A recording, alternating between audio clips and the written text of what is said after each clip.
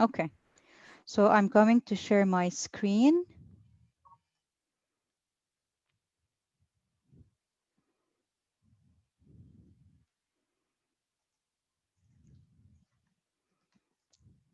Okay.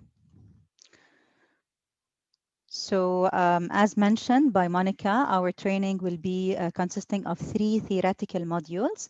And then we will start with the first 2 modules, after which the Chef Muhammad will demonstrate based on the facts I will share in the first 2 modules, healthier techniques and methods to prepare dishes. And then we will resume and continue the third module, after which finally the chef would have prepared the final dishes that were demonstrated earlier, and we would have a recap to the entire training.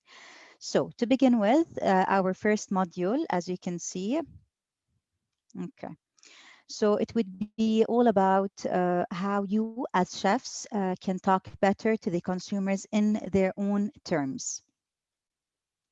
So the objectives of this module would be introducing the global health and nutrition scene in our region. What is the status of nutrition among the population and among individuals? The second module will be all about the second objective, sorry, would be all about demonstrating the importance of out-of-home food consumption and how does this in turn affect the health of individuals. And third objective of that first module would be explaining how you as a chef, what's your responsibility in influencing the consumer choices and enhancing the out-of-home food into more healthier and balanced choices. Okay.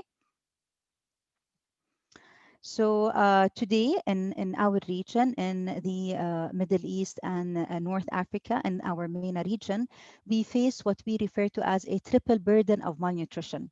So malnutrition is when there is an imbalance in nutrition, when people or individuals are either overweight and obese or are underweight and are malnourished.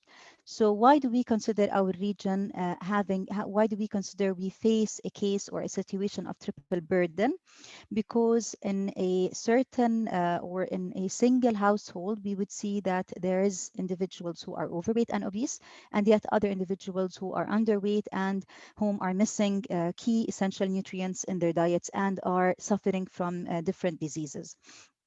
And undernutrition could be or is usually demonstrated in diseases such as wasting, when the body loses its muscle mass, stunting, when kids do not grow to the expected height, and when they also, when individuals, be it kids or adults, have micronutrient deficiencies. So when we are missing on iron or we are missing on iodine or any of these essential micronutrients.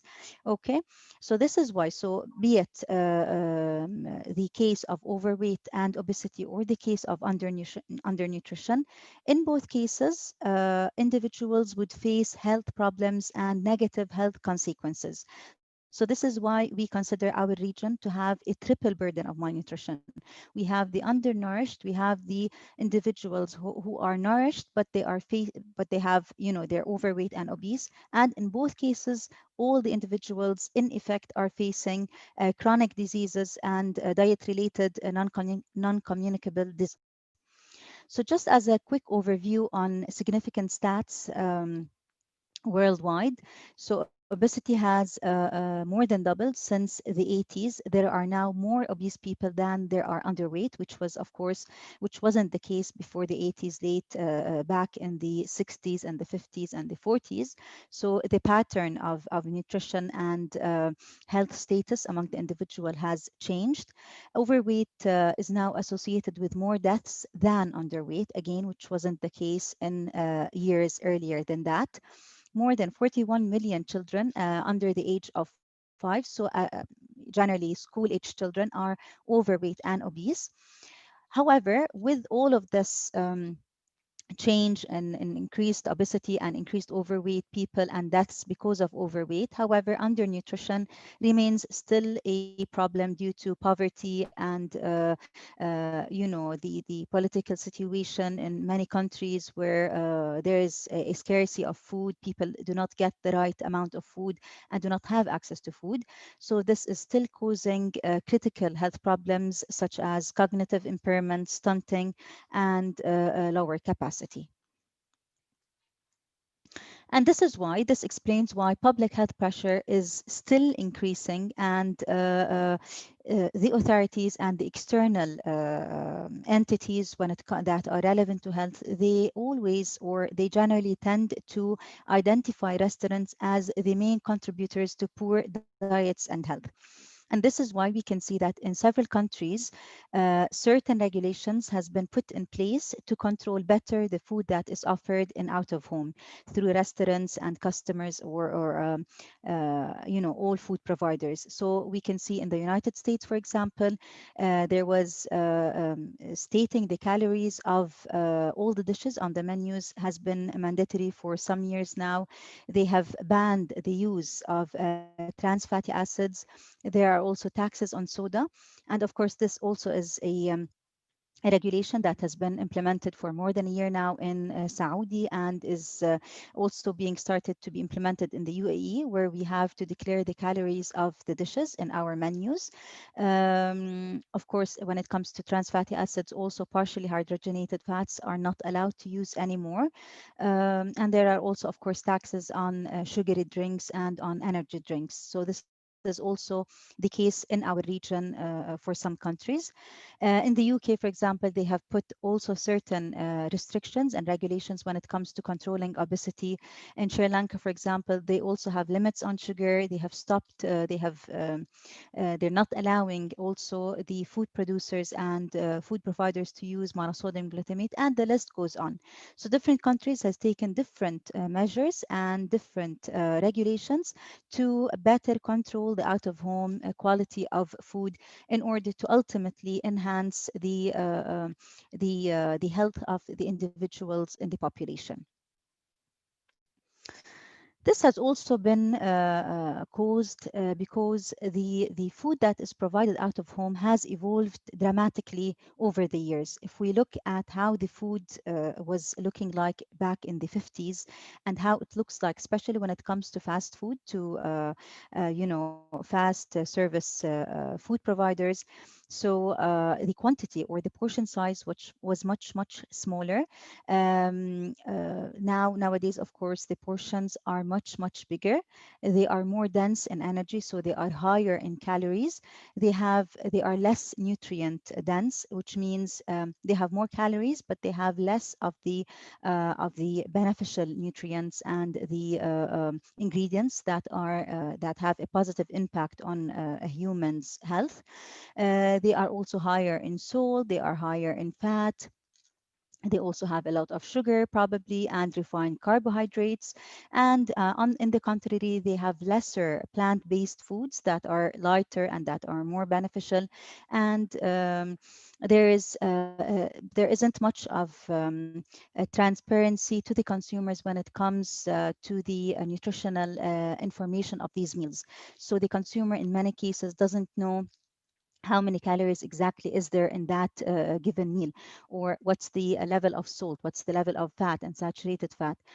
So this is how, as you can see, a lot of the out-of-home food has evolved in a negative way, let me say, in a way that is not to the benefit of the consumer, and which of course ultimately resulted, as you can see from the figure of individuals at the other end of the diagram. People started to get to gain more weight, and we started to face higher rates of overweight individuals and obese individuals, and consequently more individuals with chronic diseases. As we can see, so out of home a long time ago was not consumed as much compared to home cooking by individuals. People used to rely more on home cooking than on food offered out of home. Now, of course, this pattern has changed nowadays, especially in the Gulf region. Consumers are relying heavily in their everyday eating patterns and in their everyday meals on out of home, which makes us, under more pressure to be more responsible and to work more on the offerings we are offering our consumers today. So consumers, they rely more on you as chefs in, as I mentioned, their regular meal patterns. How is this relevant to food industry? So Nestle Professional. We're part of Nestle, one of the biggest food companies worldwide. So how does also this impact us? You're part of our work, and we are partners in that. So as a food industry, to begin with, how can we impact this, and how can we better influence the choices of consumers when they purchase our packaged products? So when it comes to opportunities, we always tend to enhance the nutritional profile of our products by reducing their fat content and reducing their sugar content. We tend to increase or to add more of the positive contributing nutrients to our products. So we always work on increasing the amount of whole grains, of legumes, of vegetables across our products where relevant, of course. And we also work very hard on controlling and on offering our products in controlled portions, while also providing the consumers with very clear information through our nutritional tables, through the communication we reflect on our packs, through our all our platforms, digital, online, offline. When it comes to opportunities on undernutrition, so the first set of opportunities I've mentioned is how we tackle overweight and obesity in general, how we help individuals make better informed choices to control better their diets and enjoy a healthier lifestyle. When it comes to malnutrition, to the other group of individuals who are facing a decrease, or they are not getting the right nutrition. So in that case, we also address these individuals by fortifying our products where relevant. So today we have a lot of dairy products and breakfast cereal products that are fortified with key essential nutrients such as iron, B vitamins, zinc, vitamin A, vitamin C, etc. And we also offer some of our products at a low cost. So they have a very strong nutrition profile, but we offer these specific products to the less fortunate consumers, so they would still get high quality and nutritious food products. And we also offer many of our products, especially the medical products. They also serve as meal replacements, again, to those individuals who do not have access to the right food that is necessary for their health. So I've mentioned the status of nutrition and health in our region, and I've explained how does this impact the overall health of individuals in our population, and how is out of home affecting, again, also the choices of the people and their health.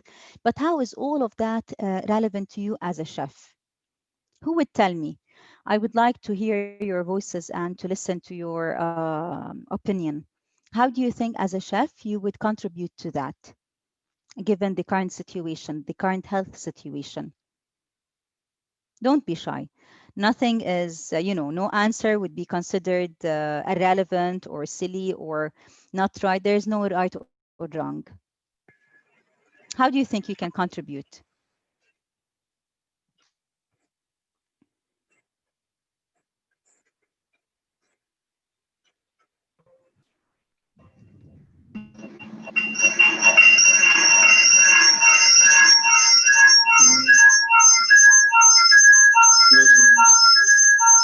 If anyone is trying to participate, Yeah, we have to start with ourselves first.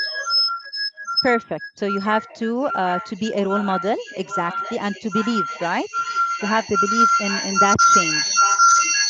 Okay, who else has another suggestion? If you can please mute yourself, chef. We can hear a sound in the background.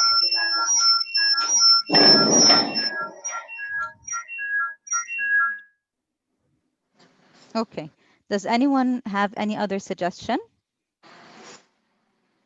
by offering them healthier recipes. Excellent. Yes.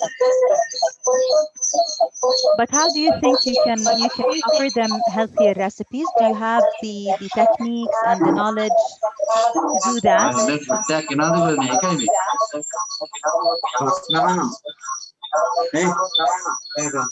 Please mute your mics. If anyone had participated already, just please mute your mic. Okay. So we had several suggestions on how can this be relevant to you as chefs, and they were all, of course, relevant and valid. So to make this clearer and straightforward, so as we said, the external pressure is increasing, the external regulations and authorities, they are pressuring the chefs and the out-of-home food providers even more. Please mute your mics, everyone. Okay, so we would not confuse the remaining audience. Okay, so from one side, the authorities are pressuring the chefs, as I've mentioned, and from the other side, the consumers also are demanding more, and definitions of health are changing. So today's consumer is not similar to the consumer a long time ago. The consumer as well has changed a lot, is more health conscious, is more aware of what healthy food is, and the definition of healthy generally is different from one consumer to another and from one region in the world to another. Okay. So like we said, consumers are demanding more. So they require more transparency. They would want to know more what is exactly in the food you are serving them. They want healthier options that are lighter, that has more of the positive contributing ingredients, more fiber, more vegetables, more legumes, more ancient grains and whole grains. They also want a clean label.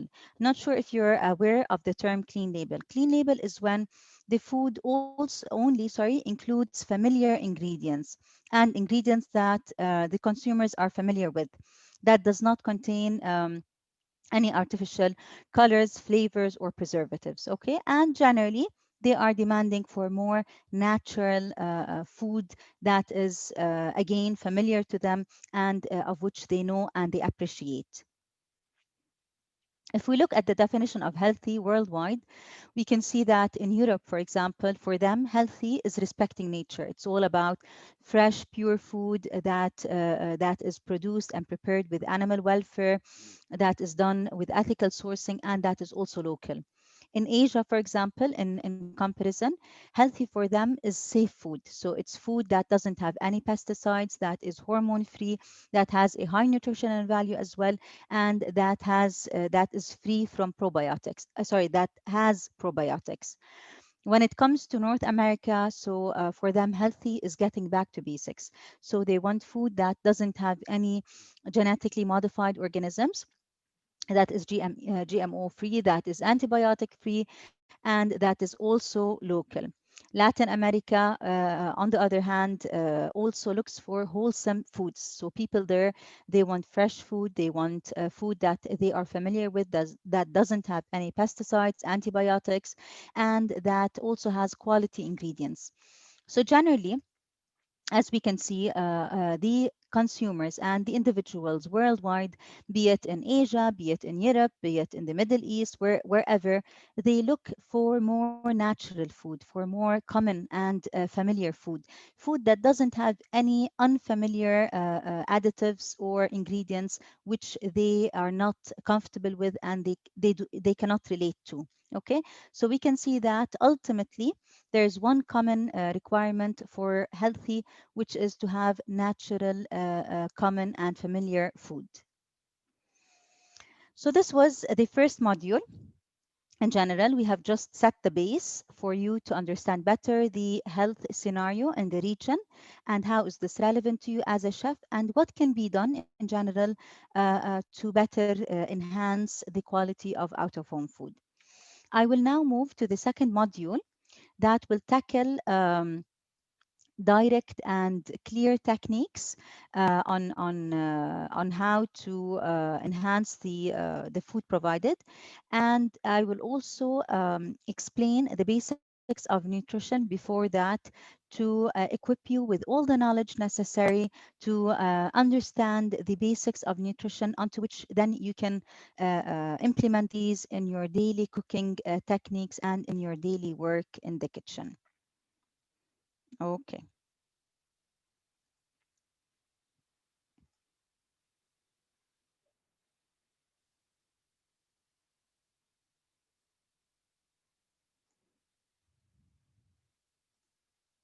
Okay.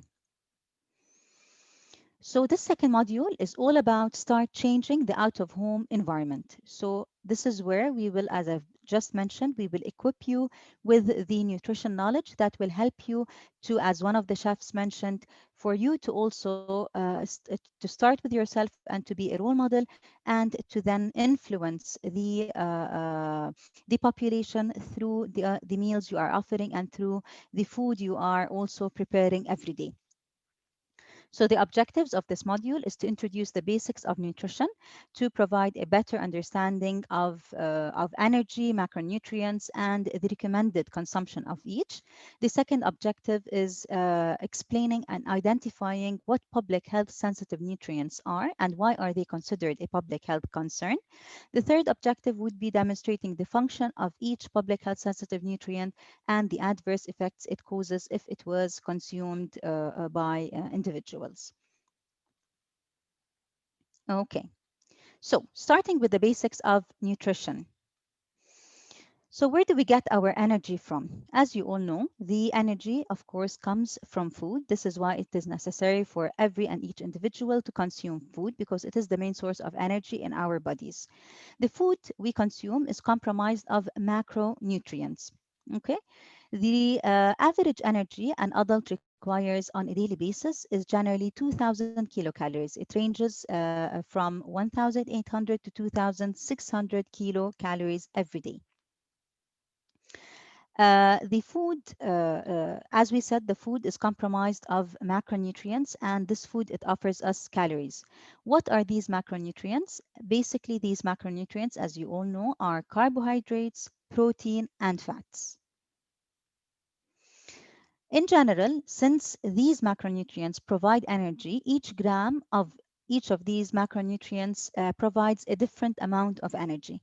So a gram of protein provides 4 kilocalories. A gram of fat, in the contrary, provides more than the double of what protein offers. It offers 9 kilocalories, whereas 1 gram of carbohydrates also offers 4 kilocalories like protein. So this is why, as you can see, based on what each gram of fat offers, this is where you can draw the logic behind how hard it is to lose weight, because each gram of fat has much more calories than the other counterparts of macronutrients. So this is why it always takes a lot of effort and time for anyone to lose weight, because fat are caloric dense nutrients in comparison to protein and carbohydrates. Now, we said that on a daily basis, an individual requires on average 2,000 kilocalories. How are these calories split between the macronutrients we have just mentioned? So generally, it is recommended to have to get energy, 55 to 75% of the daily energy from carbohydrates, and to get 10 to 15% of energy from protein food, and to get the remaining 20 to 30% of energy from fat. So the major source of energy in our daily diet should come from carbohydrates. I will go into details in a while how is this possible, and what are the general food items that are encouraged for you to consume from each food group and from each macronutrient. Now, why is energy needed? So we've mentioned that food is the source of energy, and we need energy for us to survive. But for what is exactly energy needed? So for the first part, it is a process we refer to as thermogenesis. So thermogenesis is actually the energy your body requires to digest the food. Generally, our bodies require 10% of the daily energy we get to perform that process of digesting the food. So if we get 2,000 calories, always 10% of those 2,000 calories goes and are consumed by the body to digest the food we consume over the different meals throughout the day. In addition, the body also requires 15 to 30% energy for physical activity. And generally, of course, this percent may increase if the individual is an athlete or is a very active individual who exercises regularly and exercises intensively. And in addition to the energy needed to digest food, which is thermogenesis, and the energy required for physical activity, the body also requires 60 to 75% of the daily energy you consume goes for what we refer to as basal metabolic rate. So, basal metabolic rate, in simple terms, is the energy your body requires to remain alive or to survive.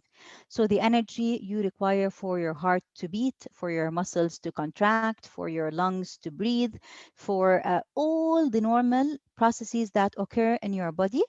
This is where this kind of energy is required. So more than half of the energy you consume every day, 60 to 75%, is required to maintain these usual and normal processes in your body, which we refer to as the basal metabolic rate. On top of that energy, as I said, we require energy for physical activity and for thermogenesis. Now, we said that you require on average 2,000 kilocalories. So there is a range. We said it's generally from 1,800 to 2,600. How is this range fluctuating? It depends on different factors such as age, height, gender, and degree of activity.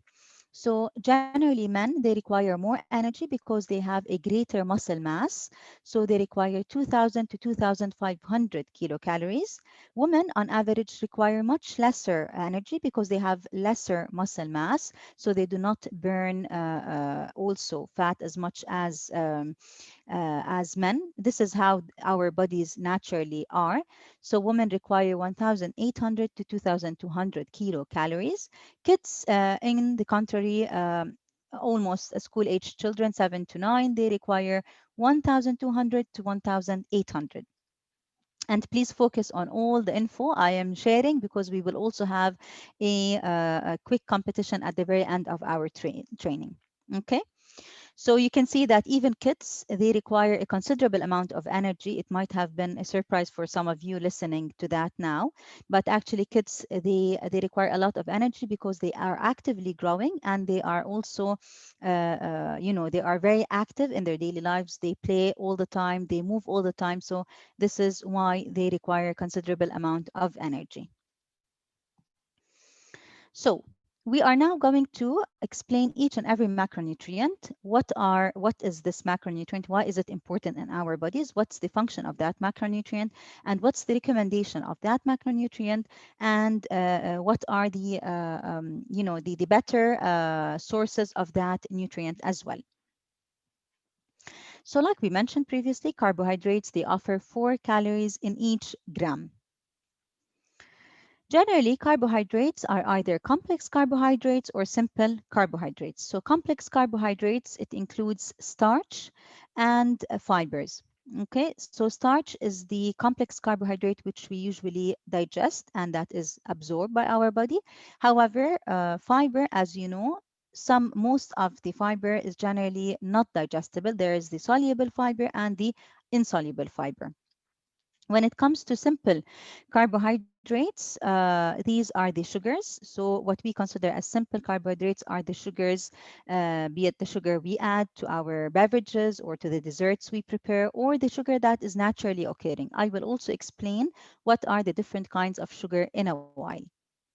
Does anyone have any questions so far? Is it okay, the pace? Do you think I am a little bit slow or too fast? If anyone has any question, please feel free or comment. Hi, Jemana. There is a question on the Q&A box from Sanjay Badani. What does GMO free means?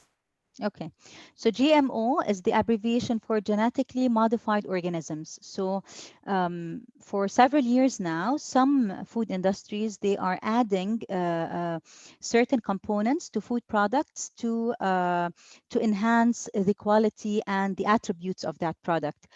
So for example, and it's an intervention that is done on the raw materials from which the products are produced. So we have seen in the past years how certain vegetable oils, they are produced from modified corn kernels, for example. So they genetically modify certain crops and certain ingredients to enhance their attributes, and then they use these ingredients to produce different products. So this is what genetically modified organisms and GMO free means. Okay, so it doesn't include any ingredient that has been genetically modified, and it is more of a natural product. Thank you. Okay, okay. So moving forward, when it comes to simple sugars, so what is the function of simple sugars? So we have always heard from, doctors, from health practitioners, from dietitians and nutritionists that you have to cut on your sugar intake, you have to limit your sugars. But then why do we after all consume sugars, and why is it still okay to consume sugars? Because sugars, after all, they have certain functions in our bodies that are important for the normal process of our bodies, and they are also important for in food. They also have functions in food. When it comes to our body, so they are the main source of energy for our body. So as you know, glucose is the main source of energy in our body. So after all, they are a main component of our diets, and there are certain muscles and there are certain, sorry, tissues in our body that rely only on glucose as their source of energy. Among these tissues is the brain, the nervous system, and the red blood cells. Now, other tissues and other organs and parts of our bodies, they can have other sources of energy, such as fat, protein. Certain tissues, however, they can only use sugars as their only source of energy. So this is why it is very important to always consume sugars and to never avoid sugars at all. However, this sugar consumption should always be moderate and within the recommended limits. What about in food? Why are sugars important in food? So sugars, when added to food, generally desserts, so they add bulk and they improve the feeling of the food, so the mouth feel and the aftertaste. And of course, they enhance the sensory attributes of the dishes and the food we prepare. They add flavor, texture, viscosity, color, and they allow caramelization. And of course, they add the preferred sweet taste consumers usually look for and appreciate. And as we all know, of course, they work as a preservative in many products such as jams, jellies, etc. Okay. Now the question is, how much simple carbohydrates and sugars should I consume as an individual in a daily basis?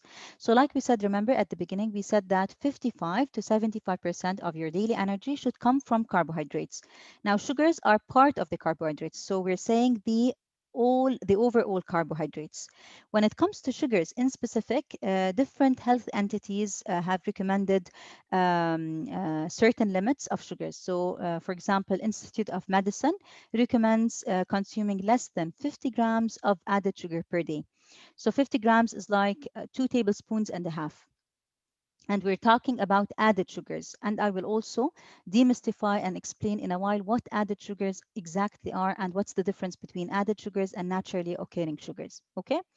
When it comes to the WHO recommendation, the World Health Organization recommendation on the intake of sugars, so it recommends consuming less than 10 grams or having less than 10 grams of energy from free sugars and less than 5 grams for additional benefits. So it recommends us to only consume 2 teaspoons of sugar from free sugars and lesser than five, so lesser than 1 teaspoon of sugar if we wanted additional health benefits. Okay, so ideally it should be only 1 teaspoon of sugar, of added sugar per day.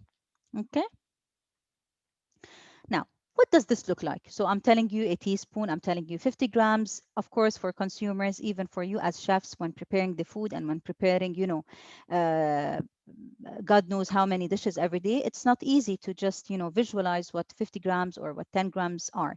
So as a quick,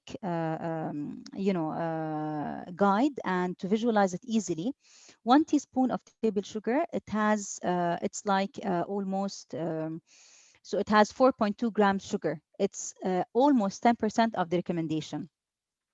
When it comes to, for example, a can of cola, of soda, so this by itself, if it's 340 grams, it has 33 grams of sugar. So it's like almost more than 50% of the recommendation.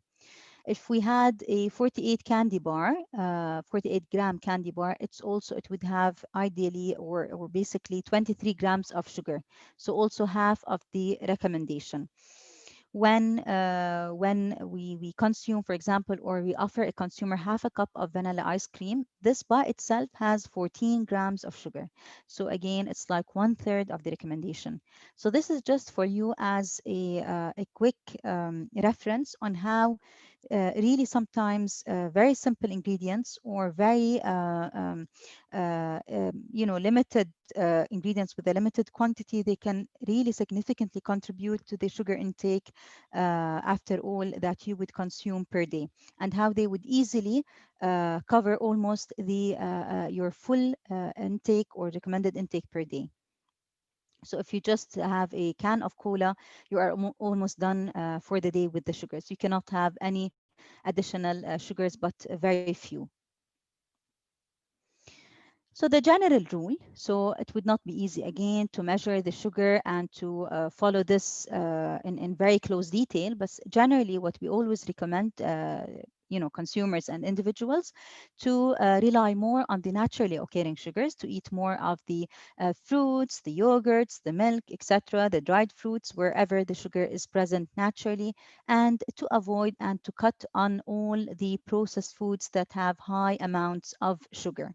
So this is one way that a person can control the level and the amount of sugar he is consuming every day in general, and how you also as chefs can control the amount of sugar you are offering your consumers every day. So relying more on the natural sources of sugars, on the fruits and on the dairy products that has sugar as well. What about the complex carbohydrates? We said that the complex carbohydrates are either starch or fiber, remember? So what is the recommended amount that I should, as an individual, consume out of these complex carbohydrates? So the Institute of Medicine recommends, when it comes to fiber, to consume 25 to 38 grams of fiber per day. How does this look like? How is this translated into real food? So half a cup of mixed vegetables, for example, has 4 grams of fiber. So it's like 15% of that daily recommendation. Another example would be a cup of sliced strawberries. So again, this quantity of strawberries would have 4 grams of fiber. So it's also 15% of the recommendation. 1 cup of garbanzo beans, legumes in general, has 13 grams of fiber. So it's half of your daily recommendation. Okay, so fiber is not only provided by whole grains, it is also present in legumes and in different grains, and of course in vegetables and fruits as well. Which brings us to the next topic when it comes to complex carbohydrates, which is whole grains. Why is all this buzz about whole grains? Why are whole grains recommended to consume regularly in your everyday diet? And why is it always an added value if the product has whole grains? Now, whole grains, what are whole grains? Generally, whole grains is the whole grain that has not been hulled or processed in any way or another. So the grain with the three integral parts. These parts are the bran, the endosperm, and the germ. Okay, so the bran is the outermost part. It is important because it has almost all the fiber that is in the grain. It also has B vitamins and certain minerals, but in very low amounts. When it comes to the middle part, which is the germ also is very important because it has protein, it has the lipids and minerals and other important nutrients. It's the storage of the grain. This is why it has all the nutrients generally. When it comes to the innermost part, it's the endosperm. This part has also carbohydrates, protein, and B vitamins.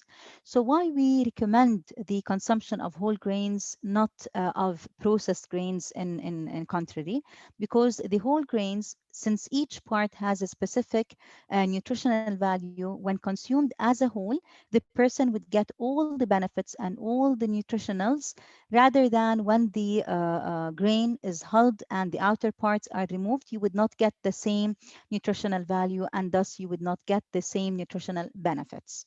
But then, how are these nutrients important? Okay, so even if whole grains are nutritious and have a high nutritional value, how is this important? So the benefits beyond fiber. So as we said, it's not only about fiber, it's about the vitamins, the minerals, the antioxidants, the carbohydrates that are present in the grains. So the whole is always greater than the sum of its parts. So when it comes to fiber, okay, which is a significant, of course, a component of whole grains. So why is fiber very important? Because it helps control the blood sugar level. This is why always diabetic patients, they are recommended to consume more of the complex carbohydrates and more of the whole grains than of the simple sugars, because the fiber, when consumed, it doesn't increase the blood sugar level suddenly and a lot.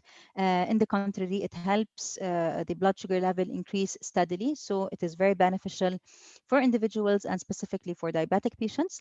It also helps control cholesterol because fiber, it enables it adds bulk to the food, and it also cleanses the blood vessels. So the chances of having these clogs in the arteries and in the veins becomes lesser because the blood would flow more smoothly. So this is why it also improves the health by reducing the chances of cardiovascular diseases and heart diseases, and it controls cholesterol. It also provides a feeling of fullness. So for people to control their weight, it also aids them in controlling their weight. And of course, it is very healthy for the digestive system. As I said, it adds bulk to the food, so your body handles food better, and it reduces in also in effect because it maintains the health of the digestive system.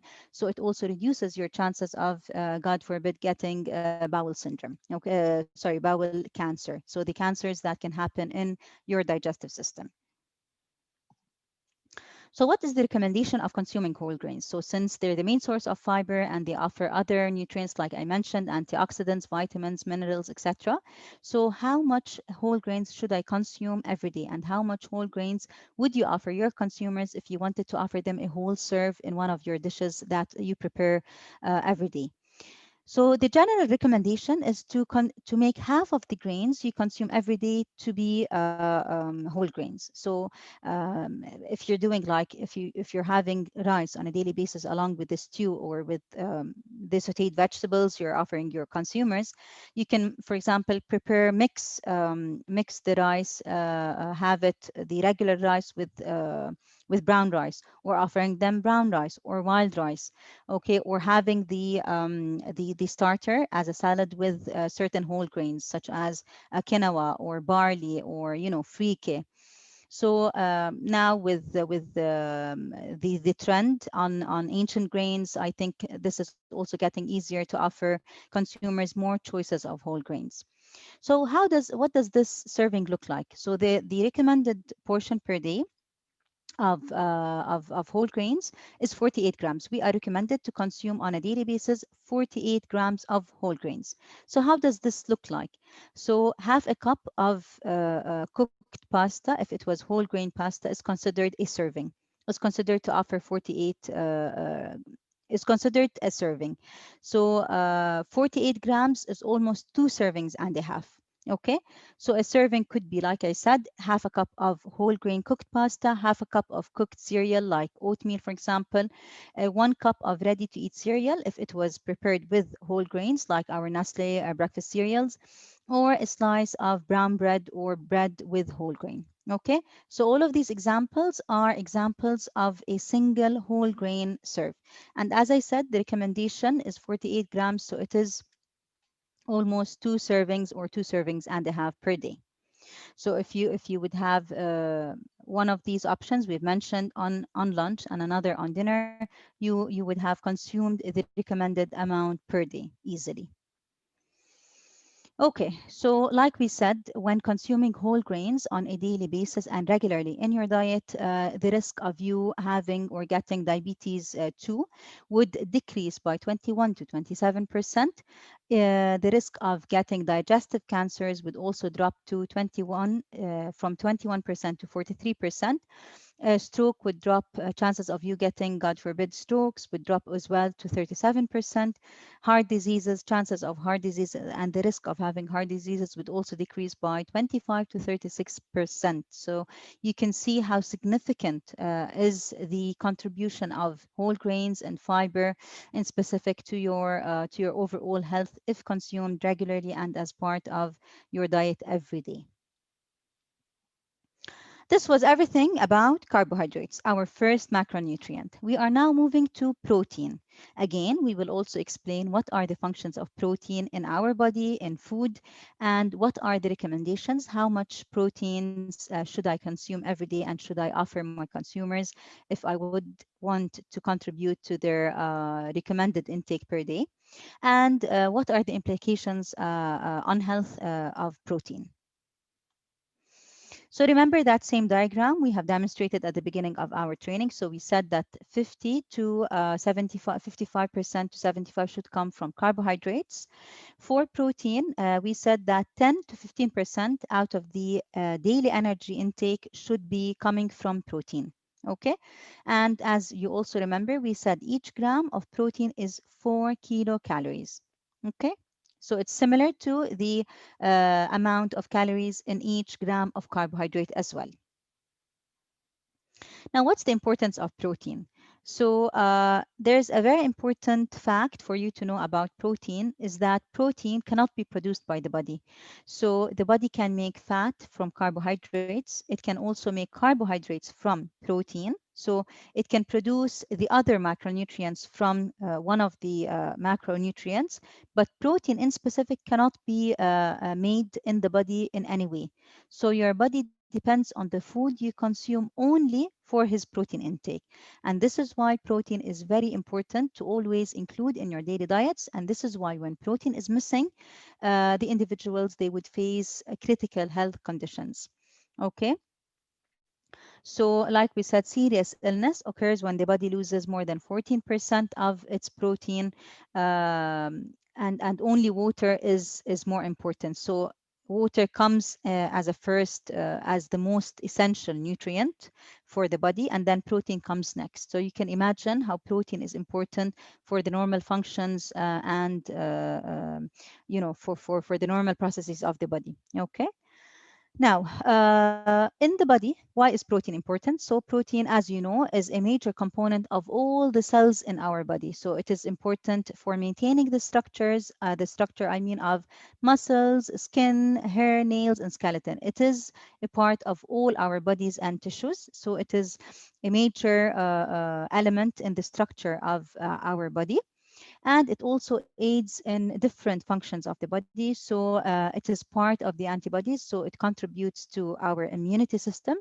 It is also part of the reproductive elements, and it contributes and it strengthens our reproductive system. It also contributes to our vision as it is part of our eye and the function of our eyes. It also aids in oxygen transport since it is part of the red blood cells and the blood system. And it also helps in the normal processing of the body and the normal maintenance of the body, because again, proteins are also part of the hormones, such as insulin, for example.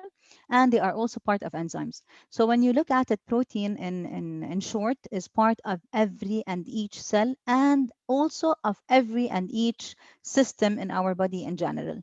And this is why, like we said, if the protein gets lesser than 15% in our body, the body would directly face critical health issues. So what are the sources of protein? As you all know, protein is either animal protein or plant-based protein. So the animal origin or base protein is the protein that comes from animal sources, from poultry, from meat, from fish, and from crustaceans, and so on. And of course, as you know, protein is made up of amino acids. So this is the form of protein that is in such animal sources. On the other hand, protein is also present in plant-based proteins, so it is in whole grains and in legumes, where also these are considered sources of plant-based protein. Now, there is a term we refer to as protein quality. What does protein quality mean? So there is a quality to the protein that identifies how the quality of that protein is high or low. So that quality is generally based on the amount of amino acids that is in a protein. So usually there is a common a set number of amino acids that builds proteins or from which proteins are made. So the more the protein has all these amino acids, the greater is its quality. The lesser the protein has of these amino acids, the lesser does the quality of the protein gets. So as you can see, if you look at that chart, egg is ranks as one of the best or the highest quality proteins when it comes to food sources. It means that the protein that is in egg albumin has all the amino acids that your body requires. This is why it is considered of a high quality.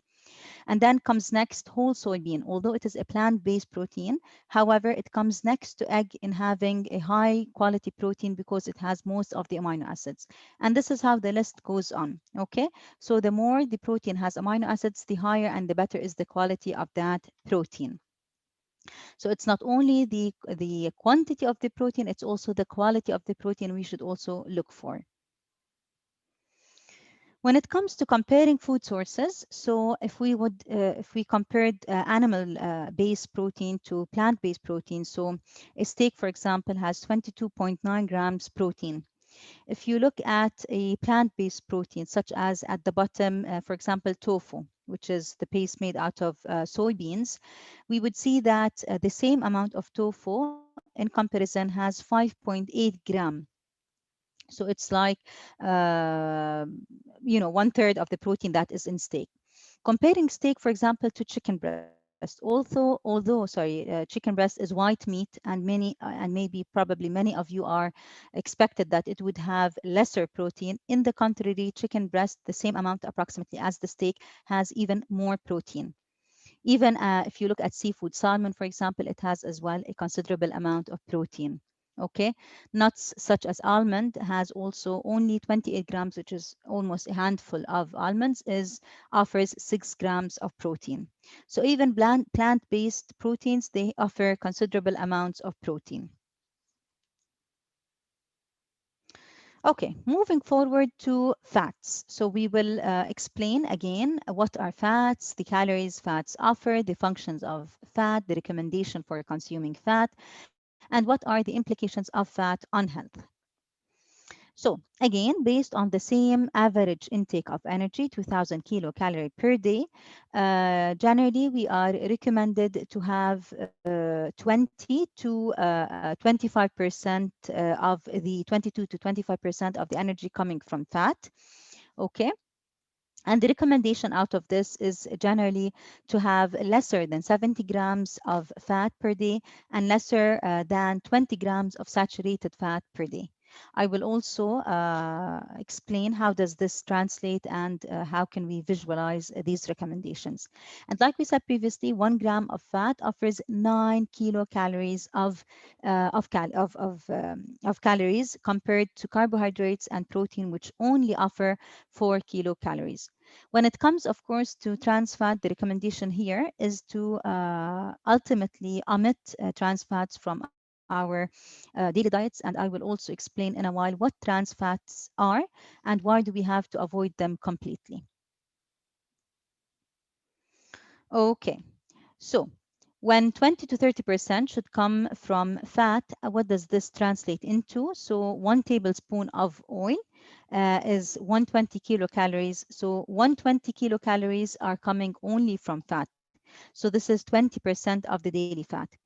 If we look at, for example, an ounce of Parmesan cheese, around 28 grams, this offers 75 kilocalories only from fat. So again, this is 12% of the daily fat recommendation. If we consumed 85 grams of chicken breast with skin, it would be 70 kilocalories from fat. So it's 12%. If it was without skin, it would only be 27 kilocalories, 5% of the daily fat recommendation. So you can also imagine how slight amendments offering the chicken breast without skin or with can really affect the calories and the fat contribution after all in one serve. Okay. So, what are fats for? So, why is it important to consume fat, and why is it also important to add fat to the foods we prepare? So, adding fat to the foods we prepare, of course, it improves the texture, it improves the structural stability. So, again, also fats they aid in preservation and in shelf life stability, especially in foods such as dough, ice cream, chocolates, and creamy sauces.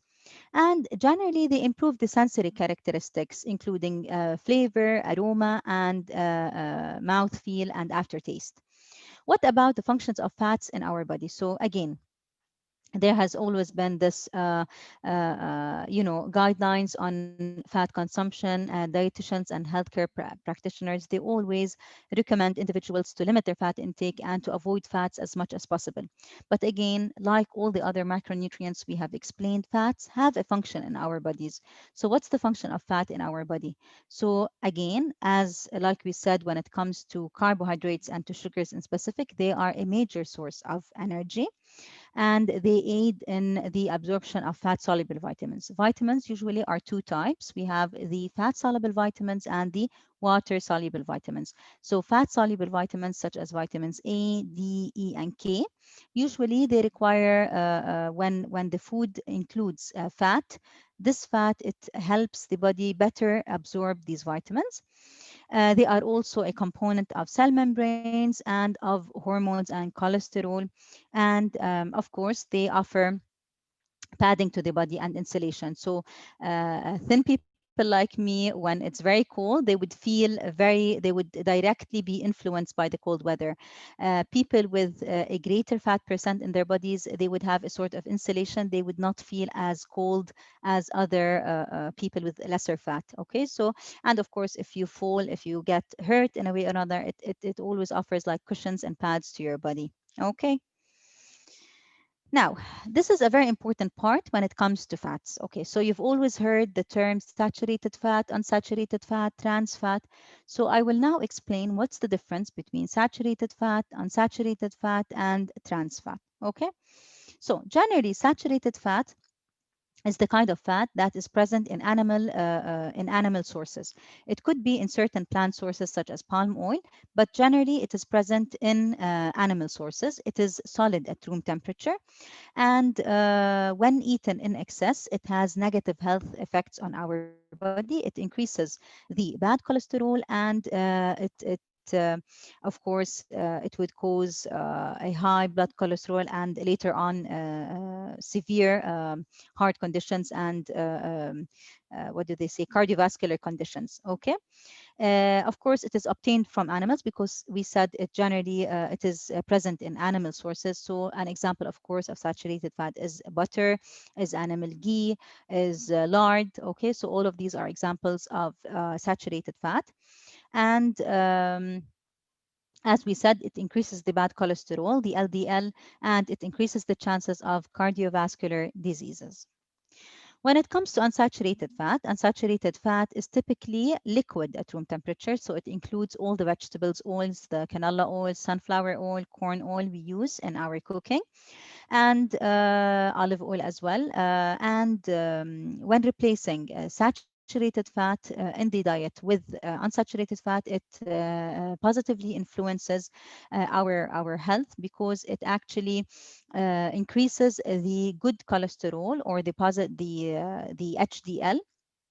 Okay, and it reduces the LDL, the bad cholesterol. Now, unsaturated fats include the mono and polyunsaturated fats. So there are two types of unsaturated fats. There are the monounsaturated fats and the polyunsaturated fats, such as the polyunsaturated fats are like the omega-3 and omega-6 unsaturated fats that are present in fish sources. Okay, so the intake of unsaturated fats, in the contrary, it enhances heart health and reduces the chances of cardiovascular diseases and heart problems. And it also prevents atherosclerosis, which is where there might form clumps of fat and clots in the blood vessels, which would eventually cause a stroke and bad health conditions to the body.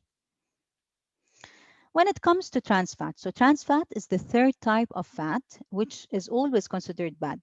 Now, trans fat could occur naturally and is generally yielded in the process of producing certain products. Okay, so trans fat, when it is artificially yielded in the process, when the food is produced industrially, so it is yielded when vegetable oils are hydrogenated. Okay, so this is why, like if you remember when I mentioned at the very beginning of the training, I said because there has been negative health impact on individuals from out of home food. So different countries took several measures to better control the out of home food. So remember when I said that they stopped allowing industries and food providers to use trans fatty acids, because trans fatty acids, they are very bad for the health. They increase the bad cholesterol, the LDL, and they also lower the good cholesterol, which is the HDL. Okay, so in effect, they cause cardiovascular diseases. So their effect is similar to the saturated fats. Okay, so they increase the risks of heart diseases, and like I said, they increase the bad cholesterol and they decrease the good cholesterol. So on both types of cholesterol, their effect is negative. Okay. This is why, as well, if you recognize on a lot of our products, it has been a rule and a regulation since a year ago in KSA and in UAE to declare trans fats as part of the nutritional table on all the packs that are sold in the region. Why? Because they want the consumers to be more aware of the trans fat content of any product, since, as I said, it is a negative nutrient and they should not be consuming trans fat. And luckily, and because of all the efforts we have done in Nestle, today we have zero trans fat in every serve of any of our products. And we do not use at all partially hydrogenated fat. Okay. Now, so when it comes to to the leanest meats, like we said, so saturated fat is present in animal sources, unsaturated fat is present more in plant sources. So when it comes to meats in specific, how could I decide which meats are the leanest, that has the least fat content? So when it comes to beef, of course, beef is leaner than lamb meat, but when it comes to beef, certain parts are leaner than other parts. So round eye, top round, top loin, and the chuck, the shoulder, these all are considered leaner than the other parts. When it comes to chicken, of course, white meat, the chicken breast, not the dark meat, the drumsticks and the thighs. The breasts are considered leaner, especially when they are offered without skin. And of course, generally, seafood is leaner than meat, than red meat, and than poultry. However, some fatty fish like salmon and mackerel, they have fats, unsaturated fats, omega-3. But however, they would still be considered leaner in comparison, like I said, to red meat and to poultry. Okay. So like we said, trans fat could be naturally occurring and could be yielded in the process when the product is produced at an industrial level. So How is margarine linked to trans fat? So ever since margarine was produced maybe 20 years ago or more, there has been a lot of buzz on encouraging the use of margarine instead of butter, claiming that it doesn't have any cholesterol and it's the healthier alternative and everything. Now, understanding what trans fat is, so margarine actually is vegetable oil that has been hydrogenated to become solid at room temperature and to resemble an animal fat. So if you compare butter, which is the counterpart of margarine, to margarine, so butter has 11.5 grams fat and has 7 grams saturated fat and has zero point 0.3 to zero point 0.5 grams trans fat and has 33 milligrams cholesterol. Looking at the margarine spread or the margarine, sorry, stick or tub. So it has almost the same amount of fat, 11.4. It has lesser saturated fat because, as I said, it is made from vegetable oil that has been hydrogenated. So naturally, it would have lesser saturated fat. However, it can have more than zero point 0.5 to 2 grams trans fat and up to 3 grams trans fat. And when it comes to cholesterol, it's true, it has zero cholesterol, but like you have seen, it has a considerable amount of trans fat. So after all, you are offering me a product that it's true, it doesn't have cholesterol, but it has trans fat that will ultimately increase the LDL, the bad cholesterol, and will reduce the good cholesterol, the HDL. So the impact might even be more negative than if I consumed another alternative product with cholesterol. So this is why here I would really invite all of you to check always the labels on all food products and all the ingredients you use in your kitchens every day to understand better what is in that food and what is the real nutritional profile of that food product per serve, especially. Okay. And to always be aware of partially hydrogenated oils because they are very bad and they are the main source of trans fat, which, as you have seen, is very bad for the health. So again, here the general rule is to always overconsume solid fats and sugars and refined. What's happening, sorry, I mean, is that individuals tend to overconsume refined carbohydrates, more sugars, more solid fats, more sodium, and they underconsume the positive contributing foods such as fruits, vegetables, whole grains, legumes, liquid dairy, and so on. So this is why it is very important to always control what we refer to as public health sensitive nutrients. So public health sensitive nutrients is a set of nutrients that have been considered that the public is sensitive to. So the individuals in our population are always sensitive to. These nutrients are sugars, saturated fats, trans fat, and sodium. So these are always the nutrients and the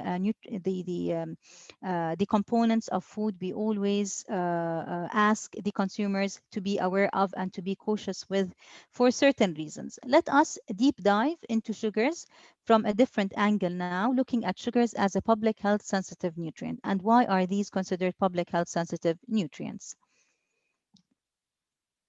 So we said, so sugars are the simple carbohydrates, if you remember when we spoke about carbohydrates, okay?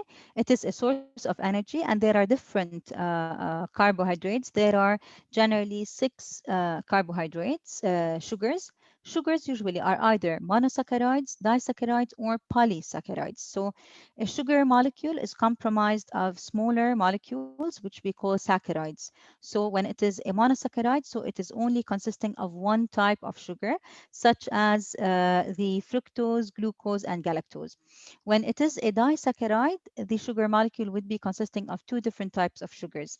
So these sugars include lactose, which is made up of glucose and galactose, sucrose, which is the table sugar, it is made up of glucose and sucrose, and so on.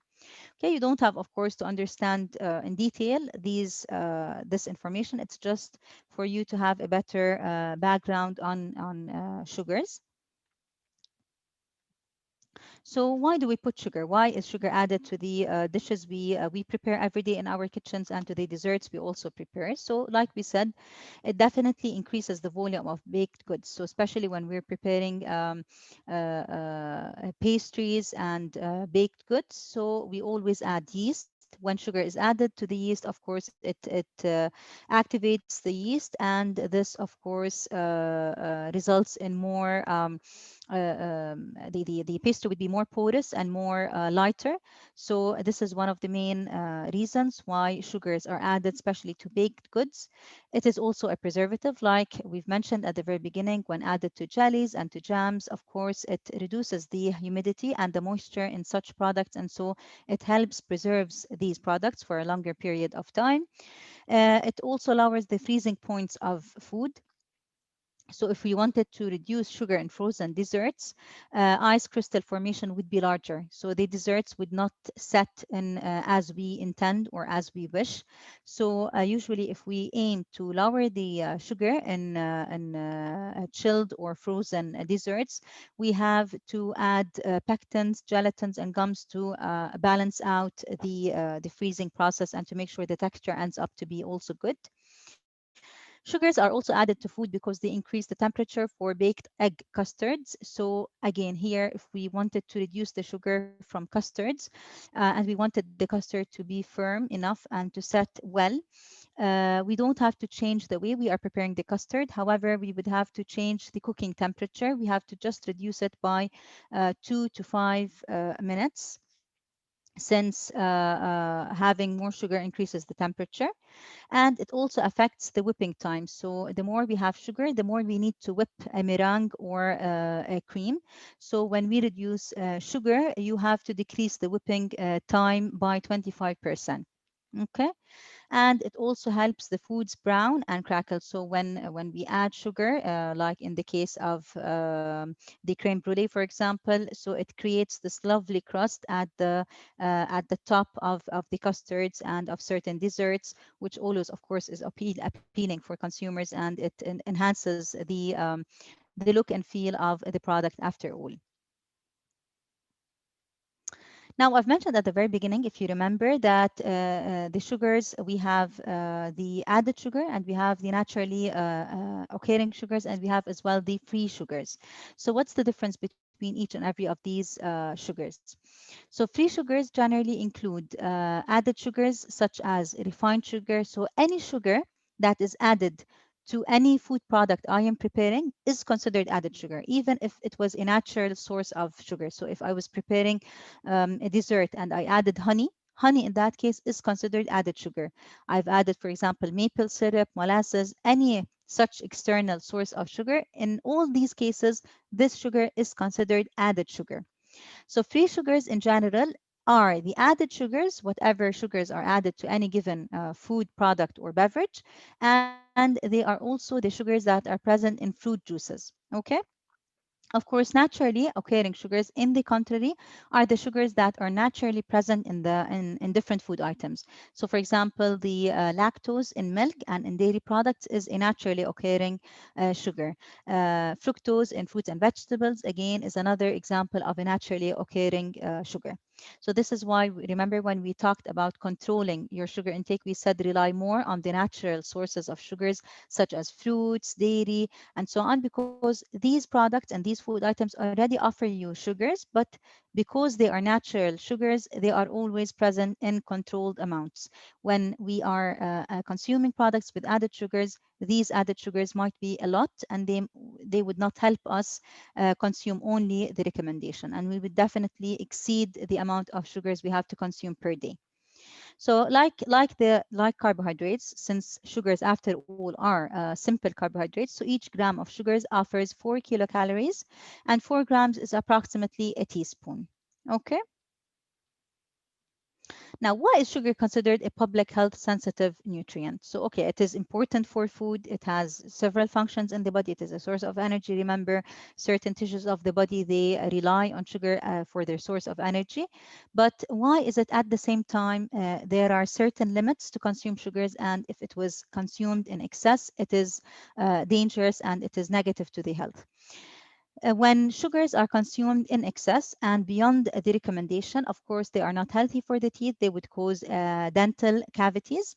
They might increase the chances of the person getting diabetes 2 or insulin insensitivity, because they would lead to weight gain. because you're getting, like they say, empty calories. So you're just getting extra calories, but you're not getting nutritional benefit out of these calories. So you would probably gain weight.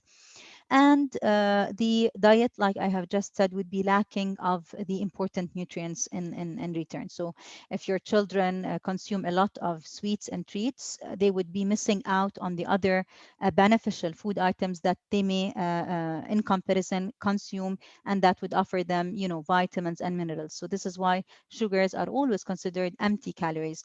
So they're important for our body functions and as a source of energy and for the function in food, but they should always be included and consumed in moderation. So again, for that, because they are public sensitive nutrients, there is always a recommendation set for the consumption. Like we said, when it comes to the WHO recommendation for adults, it is less than 6 teaspoons per day. For kids, it is less than 5 teaspoons per day. So imagine you as chefs when preparing different desserts and different treats for your consumers and your customers at your outlets and at your hotels. If a certain dessert serve has by itself 5 teaspoons or 5 to 6, so the child, if he had this piece of cake or this sweet, he's done with the day. An adult the same. So this is why this is how you can imagine how a very small amount in your measure would not be much, but after all, when it translates into the daily needs and the recommendation of people, it would really mean a lot, and it would be an excess for them, and they would not be able to eat anything else for the entire or for the rest of the day. So this is why, because sugar has always had this negative effect, so there has been a lot of regulations that controls the level of sugars added to foods. So there has been taxes on sugar drinks. Like I said, it was a long time ago implemented in the US. It has been recently implemented in our region, in the Gulf region. There is a lot restrictions on advertising, especially to kids when it comes to confectionery products. So when it comes to Nestle, let me talk about Nestle as an employee there and a representative in today's session. So we do not market any confectionery products to kids lesser than 12 years of age, because we are very responsible, and we would not want to raise the attention of young children on products that might have sugar, although we offer our products in controlled portions, but yet we are very responsible when it comes to kids and marketing to them as an audience. Okay, even when it comes to labeling, like we said, besides declaring trans fats, we are also today declaring, be it Nestle, be it any other food company in the region, we have all started declaring the added sugars in each serve of our products, also to help the consumer make better informed choices. So sometimes you might underestimate certain food items on their amount of sugar they have. But 30 mils, for example, of ketchup, which is like 2 tablespoons, has the amount similar to 2 cubes of sugar. 125 mils, so half a cup of strawberry yogurt, would have, imagine, 6 cubes of sugar, which is something you might not even expect to have. You would say that it's only coming from strawberries. 30 mils of sweetened cream would have 2.5 cubes of sugar. A sweet roll would have 1.5. Imagine 50 grams of granola. If it was a granola that had a lot of added sugar, it might reach to an amount of like 3.5 cubes of sugar.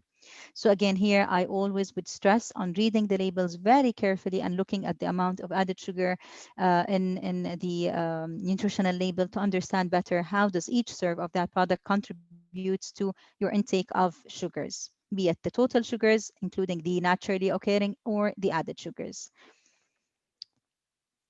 And then moving to the second public health sensitive nutrients, saturated fats. So why are saturated fats negative or considered negative contributing nutrients if consumed in excess? So like we said, saturated fats are the kind of fats that are usually present in animal sources. Now, why are they considered negative to the health if consumed in high amounts? Because they increase the LDL, like you can see the arrow on the left. The LDL is the bad cholesterol. So is the cholesterol that causes heart diseases and heart problems. And at the same time, they increase the HDL. So it's good that they increase the HDL because the HDL, it improves our health, but they increase the bad cholesterol. Okay. Saturated fats, like I said, it is generally present in animal sources: butter, lard, milk, cream, chicken skin, egg yolk, and it is also present in certain plant sources such as coconut oil, palm kernel oil, and palm oil. Unsaturated fats, why are these considered better than saturated fat? They are, as I said, generally from plant sources. They are liquid at room temperature. Their effect is different to the effect of saturated fat. It is better. This is why we consider them a better alternative to saturated fats. So they usually increase, sorry. So they usually increase the good cholesterol and they decrease the LDL. So they act when it comes to LDL opposite to the saturated fat effect. Instead of increasing the bad cholesterol, they decrease it, and they still increase the HDL. So they are beneficial on two levels, on the HDL and the LDL. This is why they are also considered heart healthy fats generally, and they include, like I said, sunflower oil, corn oil, soy oil, olive oil. Of course, unsaturated fats, there are the monounsaturated and the polyunsaturated. So poly, it exists in the sunflower oil, corn oil. Monounsaturated is in olive oil, canola oil, and peanut oil. They're the same, it's just the structure of the fats that is different. When it comes to trans fat, so trans fat, like I said, there could be naturally occurring trans fat, but usually the naturally occurring trans fat is present in very low amounts, and it is not negative. It doesn't cause negative effects to the health of an individual. However, the trans fat that is yielded in the process of producing a product, this is the bad fat. Why is it considered negative? Because, like I said previously, it increases the LDL, like the effect of saturated fat, but it also decreases the HDL. So saturated fat, it increases the LDL, but it also increases the HDL, the good cholesterol. Trans fat is even worse than saturated fat because it doesn't only increase the HDL or the LDL, the bad cholesterol, it also decreases the good cholesterol. Okay. Like I said, it is generally present in baked foods, in margarines, and vegetable shortenings. So the vegetable oils that has been hydrogenated into a solid form generally, and in snacks that are, that are fried or baked generally. Okay, and they could be found naturally in ruminant animals such as beef and dairy products, but in very low amounts. Moving forward to the last public health sensitive nutrients, it is sodium. So why is sodium considered, again, another public health sensitive nutrient? Sodium, after all, is an essential nutrient and component we require in our bodies. It is actually important to maintain the fluid balance. So, you know how sometimes when people they have they have low blood pressure, they always tell them that drink water, have something salty. So, sodium and salt is actually important for balancing the fluids in our body. They are also important in the function of nerves for nerve transmission, so for the normal function of the nervous system. They are also important for muscle contraction. Okay. However, if sodium was consumed in very large amounts and exceeding the recommendation, it might be detrimental to bone density. So it negatively affects the bone density. The bone density reduces. Bones would not be as strong as the usual. And it would also affect, as you all know, blood pressure, and a person might have high blood pressure and hypertension. So what is the general recommendation of consuming sodium? Generally, the World Health Organization, it recommends consuming not more than 5 grams of salt, which translates into 2000 milligrams of sodium per day. And again, as Nestle here, we always abide to that recommendation. And when it comes to our savory products that are part of our Nestle Professional products, we always try to limit the amount of sodium and salt in our products. So when you prepare dishes using our products, you would not end up with a high salt content offered for the consumers. Now, generally, sodium, of course, it occurs naturally, but how is the sodium intake usually consumed per day? So 77% usually of the sodium consumed comes from processed and restaurant foods. 12% only would be naturally occurring, such as the sodium present in, protein foods, in crustaceans, in certain vegetables such as tomatoes and so on. 6% is usually while eating. So it comes from the salt shakers we tend to use a lot while eating. 5% also is coming from home cooking. So the salt we add when we prepare our meals at home. So this is how we get the sodium we consume per day. So it's coming from out of home, from the salt we add while eating, from cooking, and of course, plus the naturally occurring sodium. If you look at the naturally occurring levels of sodium in different food items, so chicken breast, for example, has 63 milligrams. And remember, the recommendation is 2000. So you can see that the quantity is not, of course, a lot, but there are certain food items that has considerable amount of sodium. Low-fat milk has 52. However, shellfish, it has 392 milligrams of sodium. So certain natural food items might still have a considerable amount of sodium. So there are always hidden sources of sodium. If we look at a cup of chicken noodle soup, this cup typically would have 770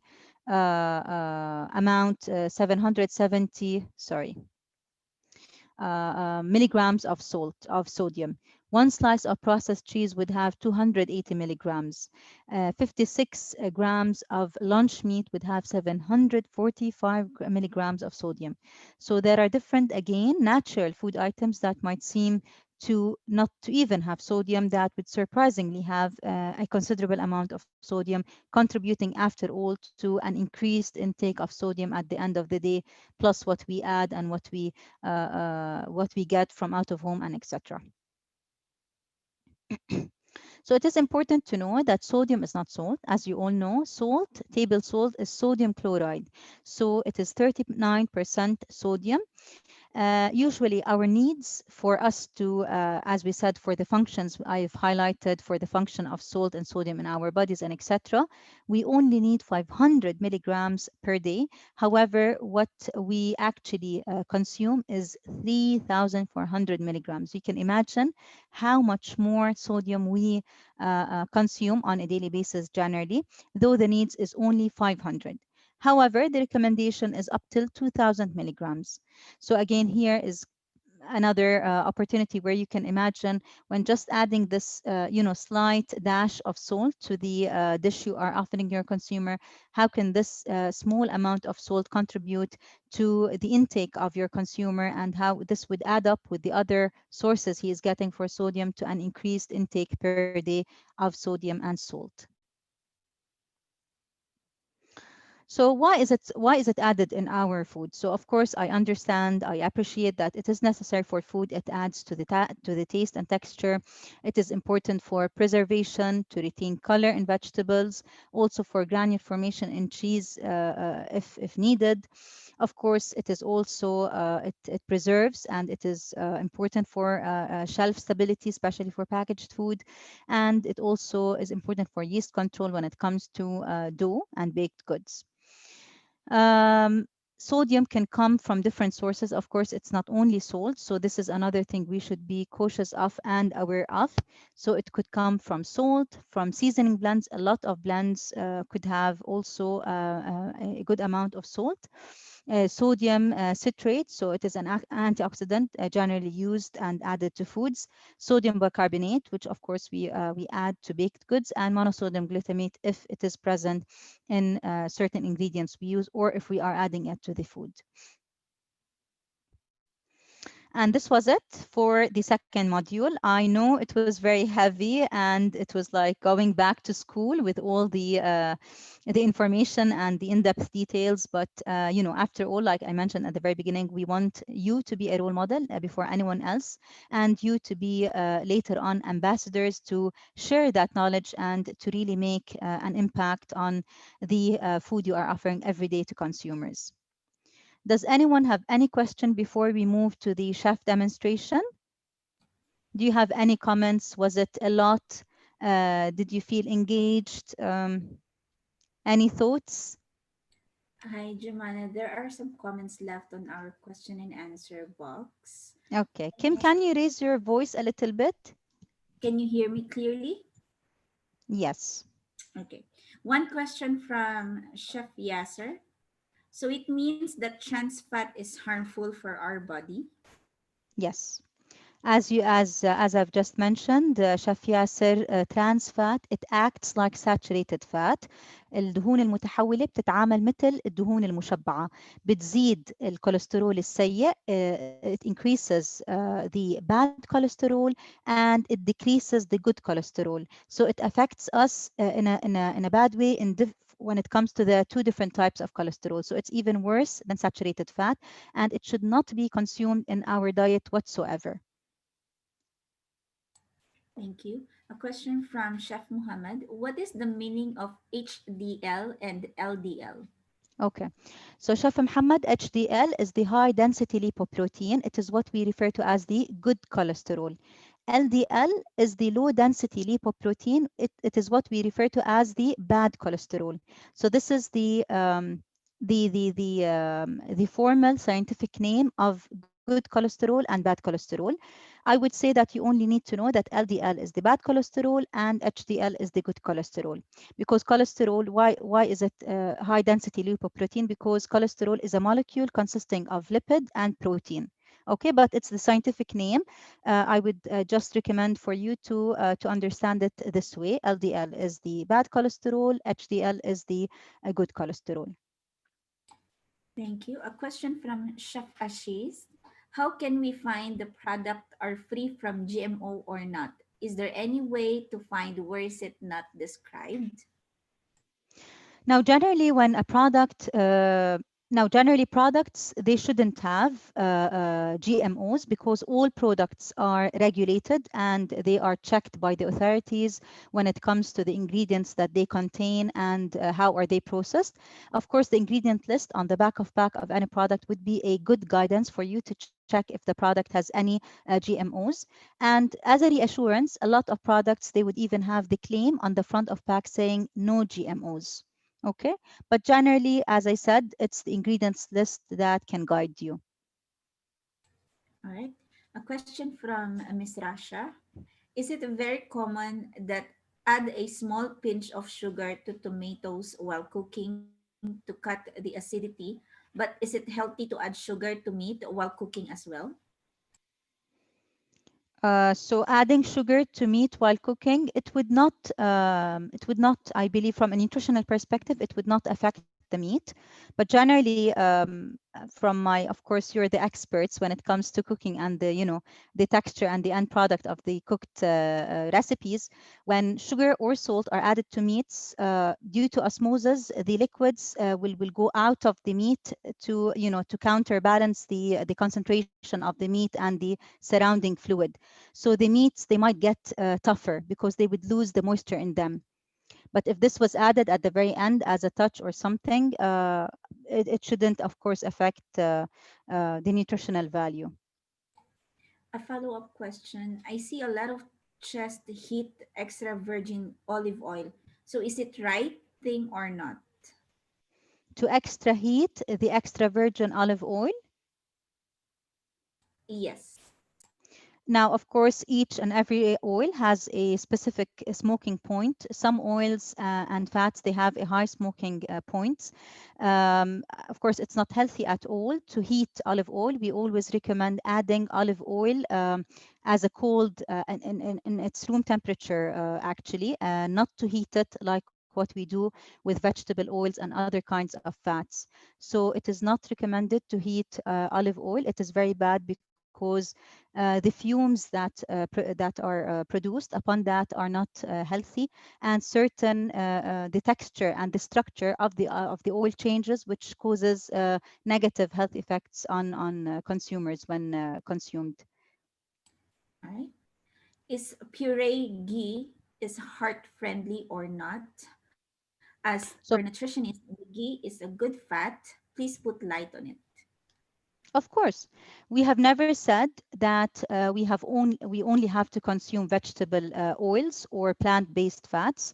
Again, animal fats are should always be part of our diets. Purified ghee, butter, they are normal sources of fat, and no one had ever, recommended to omit these from our diets. However, what we always recommend is to consume such fats that are sources of saturated fat in a controlled amount. We should not exceed certain amounts of consuming these, because if the amount consumed out of saturated fat and animal fat is excessive, we would more than remember when we said more than 20 grams, this would cause negative health effects on the long run. So this is always our recommendation. What we recommend to omit and to exclusively avoid are the trans fat, not the saturated fat and the animal fats, such as butter and ghee. Follow up to that, Miss Jumana, is dairy a saturated fat or unsaturated fat from Chef Ramesh? Yes. So dairy has saturated fat. Yeah. But it generally has lesser fat than meat products. So a full fat serving of milk, a whole glass would have tops 5 grams of fat. Right? How can we increase the HDL cholesterol in our body? Please suggest. Usually, physical activity helps in increasing the HDL, the good cholesterol. This is also part of why we always recommend individuals to exercise regularly and to include physical activity as part of their daily lifestyles. All right. What about stevia as a sugar alternative? Now, stevia is from a plant source, so it is not purely a processed alternative to natural sugar. However, generally, sweeteners, there hasn't been much of research on their effects on the long run. But stevia, in comparison to the other artificial sweeteners present today in our market, is one of the better choices, let me say, since it is at least from a plant source and it offers balanced sweetness. All right. One last question from Chef Manzoor. How about rock salt and Himalayan salt and black salt and also jaggery instead of sugar and brown sugar used in our daily recipe? Is it healthy or not? Your comment, please. Okay, so rock salt, Himalayan salt, these sources or these alternatives to table salt, to sodium chloride, they still have sodium. However, they have other minerals because they have been extracted from different sources. So I would say they are, of course, also good and healthy alternatives. They have a different nutritional profile to sodium chloride, but it doesn't mean that we can also add them in excessive amounts. We have to still be cautious when adding them. Now, I didn't, Kim, get the alternative to sugar. What was the ingredient mentioned by the chef? And also jaggery instead of sugar and brown sugar. Juggly? Jaggery, Jugry. I'm not honestly familiar with that alternative. Maybe Chef Muhammad, now when he starts, he might comment on that. I'll park Okay, this and I'll get back to you after the training to just better check what is this alternative. sure. So we'll now move forward with Monica. Hello everyone. So we will move now on to our demonstration. So I'll hand over to Ghada. We will again introduce himself and explain what Monica, he's sorry, doing. your microphone or your speaker is quite low. Can you increase it? Hi everyone, can you hear me? Yes, chef, quite in a low voice. Can you? My voice is still in the low. Yep. Yeah, I'm trying to raise my voice. I'm putting my mic, and can you see my picture? I'm turning on the camera. Okay, please try to turn on your camera. Yeah, start my video. Yes. Okay, you can see me now, right? Yes. Very good, very good. So we will turn the camera, just a minute. Okay, very good. You can see now my ingredients. Yes, chef. Perfect, perfect. So what we are going to do now is 2 recipes of brownies. And out of the training now, we were doing a training with Jumana. Thank you, Jumana, for all this nice information. I would like to ask all the attendees about how we can make the recipe of the brownies more healthier, with the healthier ingredients, according to what we was hearing from Jumana. I need someone to tell me. I know that all the ingredients is in front of you, but I need some engagement. I need you to suggest what else we can use to make our brownies more healthier. Can I hear someone? Anyone would like to speak, you can raise your hand and we can allow your microphone to open. So to repeat my question, I'm a chef, and in my operation I have to prepare, or I'm preparing every day my brownies. And today I decided to make my brownies in a healthier with healthier ingredients. So which ingredients I have to change? The butter alternate with canola oil, maybe. Okay. This is a choice, and but here you have to tell me why you have to change from butter to canola oil. Both of them are fat. So how we can substitute the fat with healthier ingredients?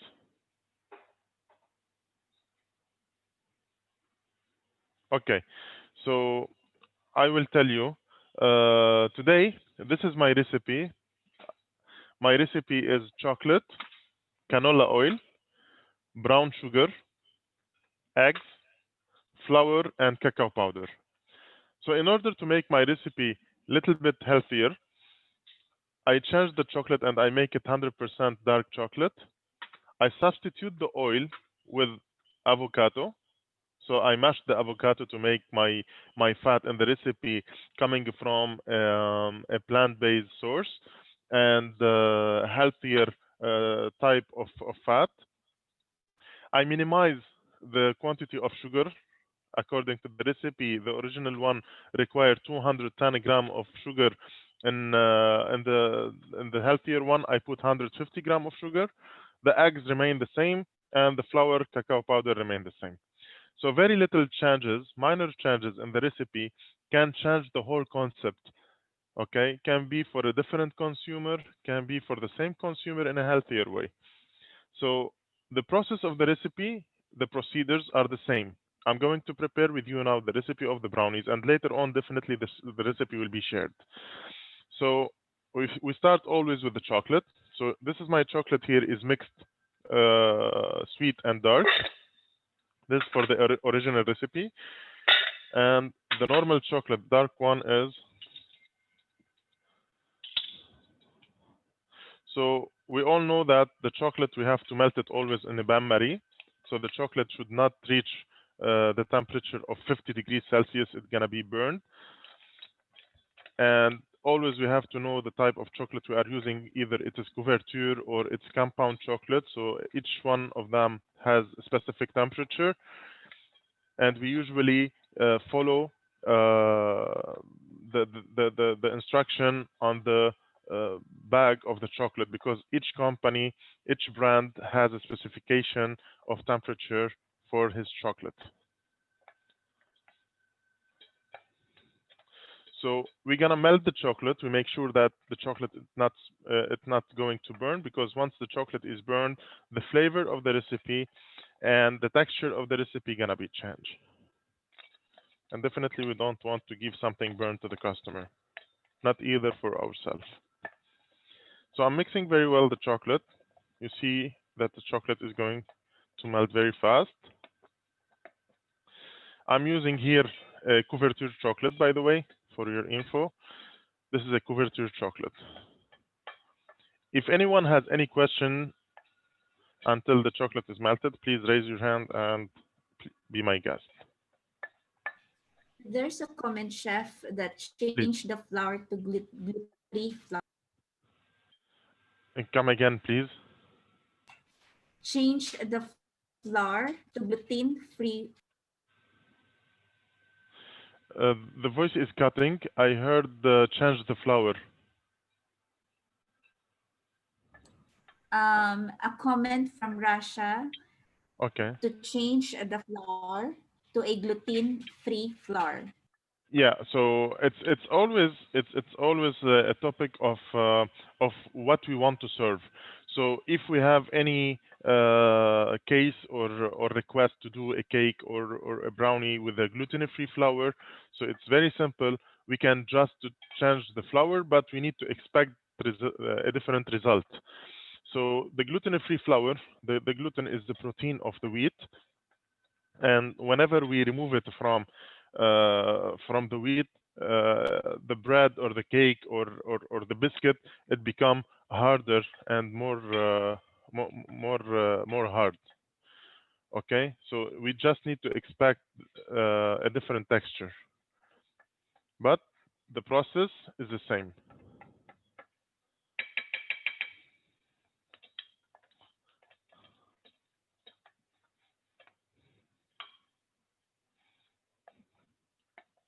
Any other questions? I'm just waiting with you until the chocolate is 100% melted, and then we continue fast. Chef, what is the percentage of chocolate you are using? Of what? The percentage of chocolate you are using. The percentage of chocolate, basically, if you are asking me, because here I'm mixing here 50-50. But the chocolate and the recipe is gonna be shared with you.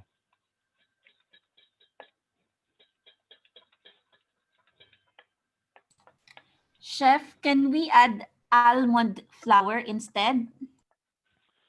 Again, I want you to know that we can add any kind of ingredients, but whenever we add any ingredients, we need to know why you are adding it. So, for example, if you are adding the almond to make almond brownies, so if this is the purpose of to make it almond brownies, is something.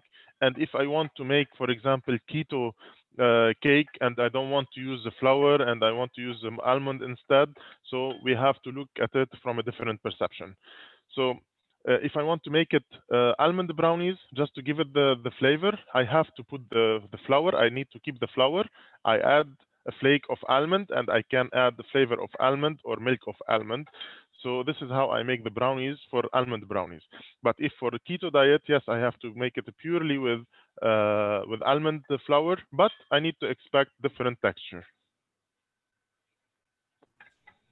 But what about plant-based flour? The flour is plant-based, right? It's coming from wheat.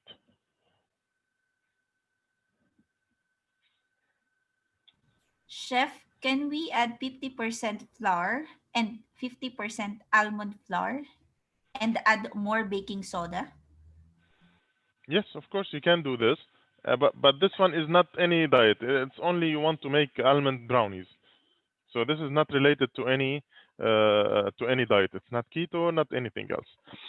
So now my chocolate is melted. This is the mixed one. So the mixed one is the regular recipe. I'm going to use the oil. So when we add the oil on the chocolate, it become runny, it become shiny.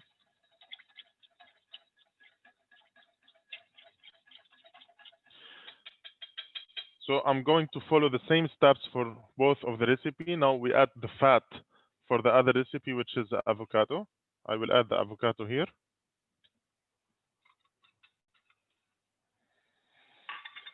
Now see about expectation, when I add the oil, I find that the chocolate become runny.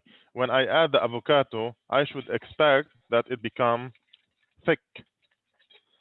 So this is why we have different texture, and we should always expect that. Don't be afraid when you are making the recipe. Nothing wrong. Now we have to add the eggs, and we will add the eggs for both recipe together. Chef, what is the reason for using avocado? So the reason of using avocado is to substitute the oil, the fat. We want to change the fat from animal or vegetable fat to a plant-based fat, and this will give us what we say a healthier choice of fat. So we just want to make our recipe healthier and lower calorie.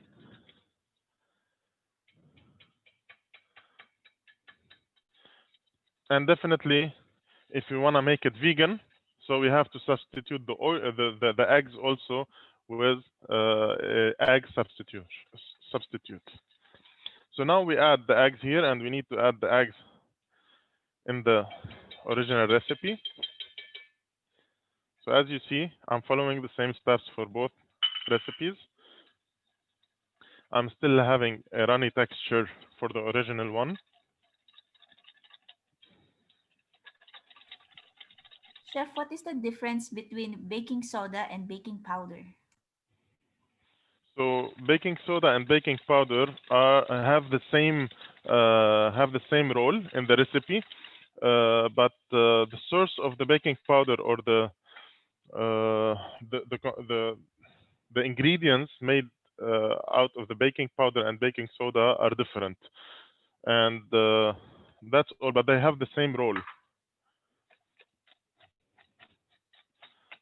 If you are asking me what are the components or the ingredients of the baking soda or baking powder, I don't know. Replacing fat, can we add recto cheese? Sorry, For what? ricotta cheese. Can you come again, please? For replacing fat, can we add ricotta cheese? No. Replacing the fat is, again, see, I need to bring it back to your attention. Replacing fat here, I replace it with avocado. We cannot replace it with cheese because cheese, first of all, we put animal fat because the cheese is made out of milk, and then it is the same. It's similar to butter, but it's lower fat than butter. I agree. But the cheese has an effect of flavor on the cake, and it will change the flavor and the concept of the cake. And here we are not making a cheese brownies. All right. So this is why we cannot. But if you want to make a cheese brownies, of course you can. But I don't advise you to use ricotta. I advise to use either mascarpone or Philadelphia.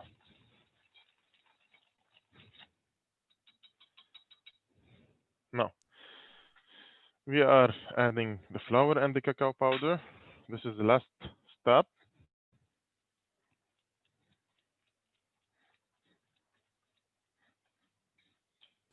Chef, what are the other healthy options for fat instead of avocado?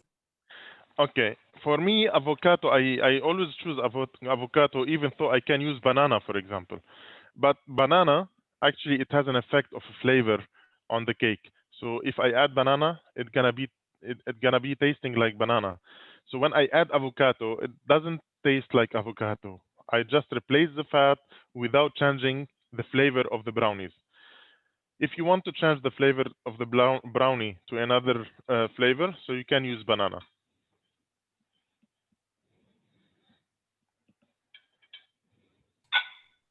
Can we use white egg only for healthy recipes, Chef? Again, we need to define what is healthy, because when we say only egg white in the recipe, why you are considering the yellow as not healthy? So it's a perception of what you are considering healthy or not. If you think that egg yolk is not healthy for the diet that you are following, so yes, you can.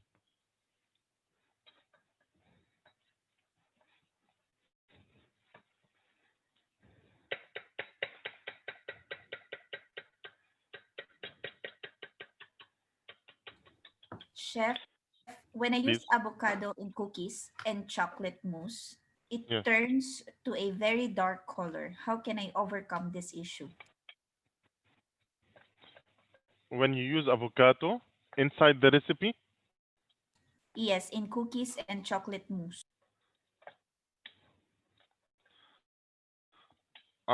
why it turned dark? I didn't get the question, because if your ingredients are dark, so definitely the recipe will be dark.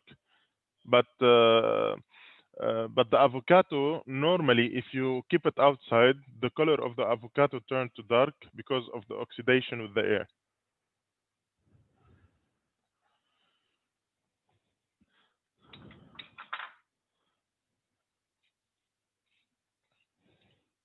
And in savory application, to keep the avocado in a green color, we add lemon just to prevent oxidation. So now the recipe are ready. We are going to move to molding. I will request my colleague to help me, Monica. Can you help me to move the camera from here to? Okay, just a minute. I will take. This is one and this is two. Come with me. I don't know how we will do it. Yeah, successfully, we are there. All right. So, guys, here I have the original recipe. I'm going to mold it.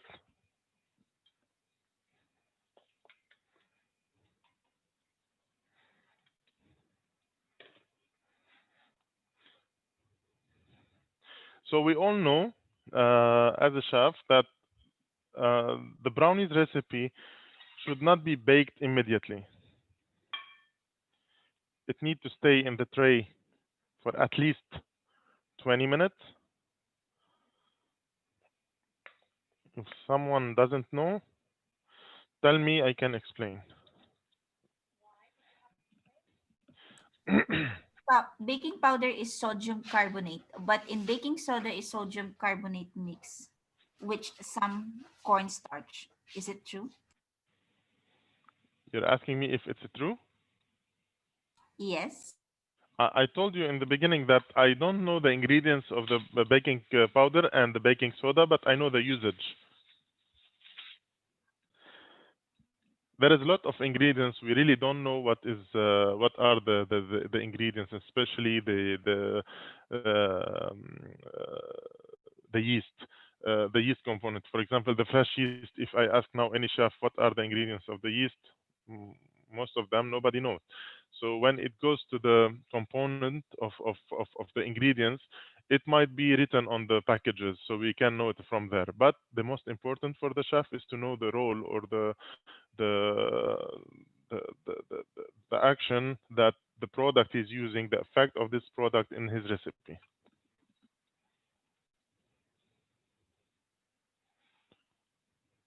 So as you see, the one with avocado is thick and the one with oil is runny. But both of them will give us a very nice brownie. We will see now after baking.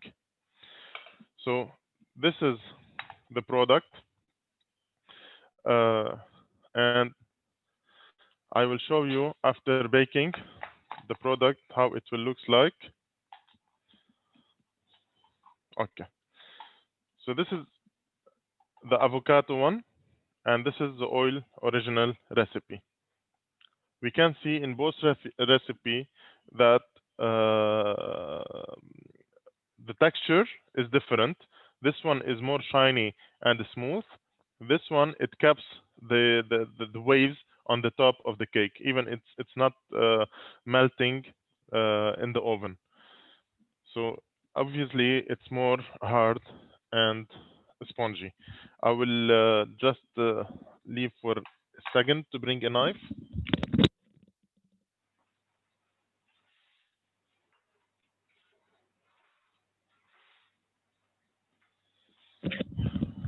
Okay, so let's see together the texture from inside the cake.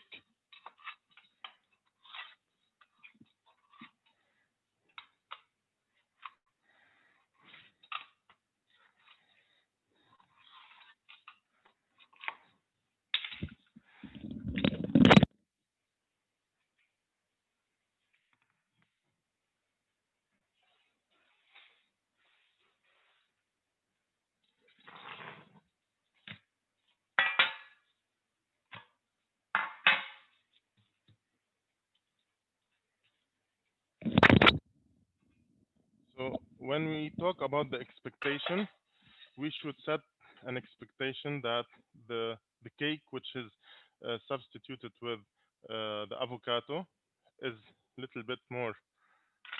Can you see here on the camera? This is the brownies. It should be with the fruit from outside and fudgy from inside. So the original recipe,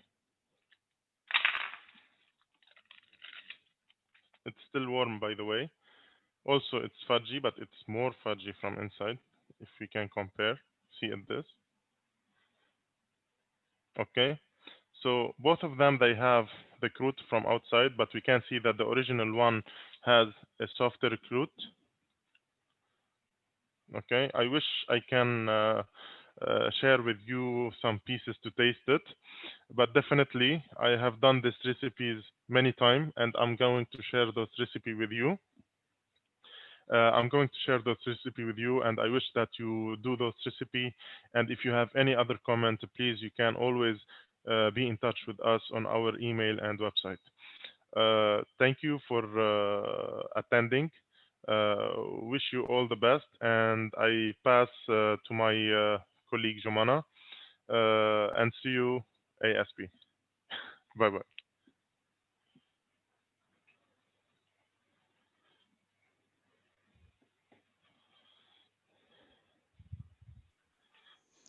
Thank you very much, Chef Muhammad. I hope the audience enjoyed the demonstration and you had the chance to ask as much questions as possible.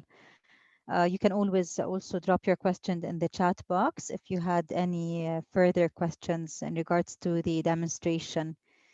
Okay, so we will move now to the third module. Can you just please bear with me?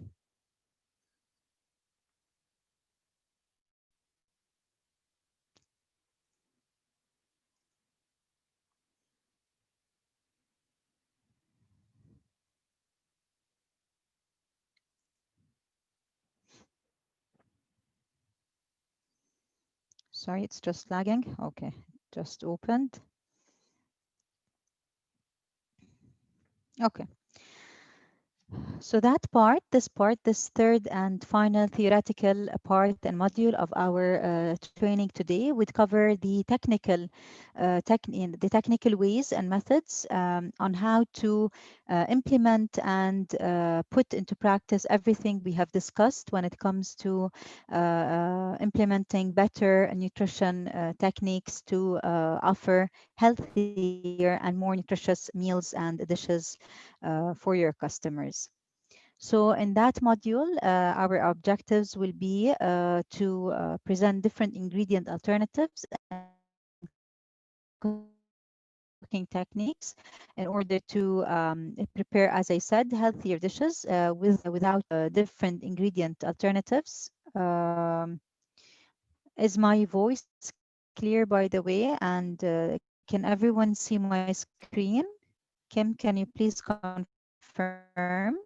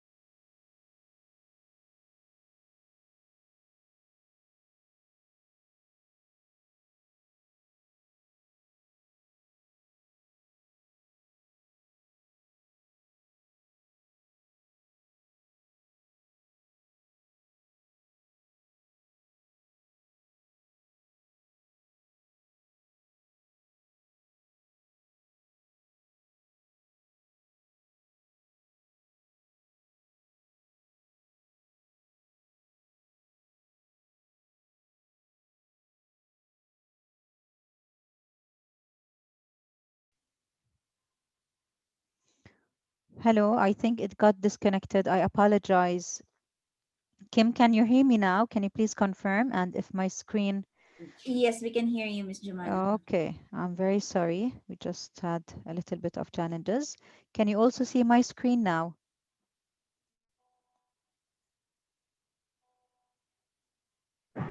Yes, we can see Jumana. Okay. Okay.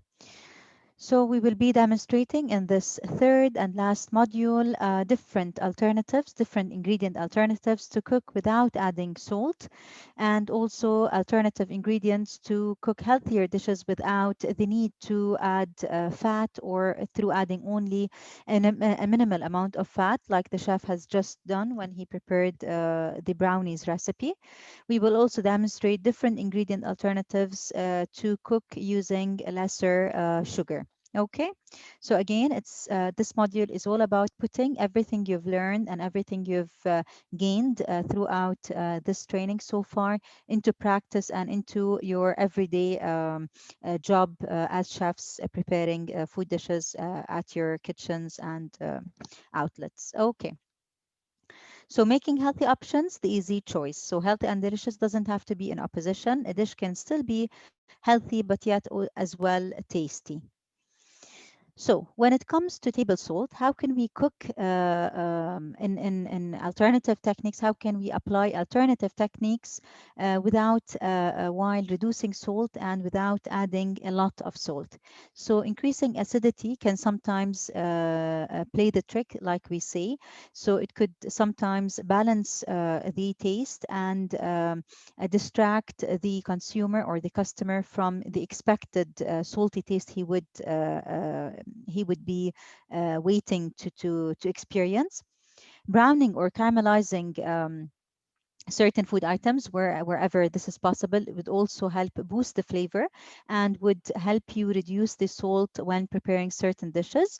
Oven roasting vegetables with olive oil or fruit salsas would also boost the flavors and add extra taste and flavor that would again help you reduce the salt added and would not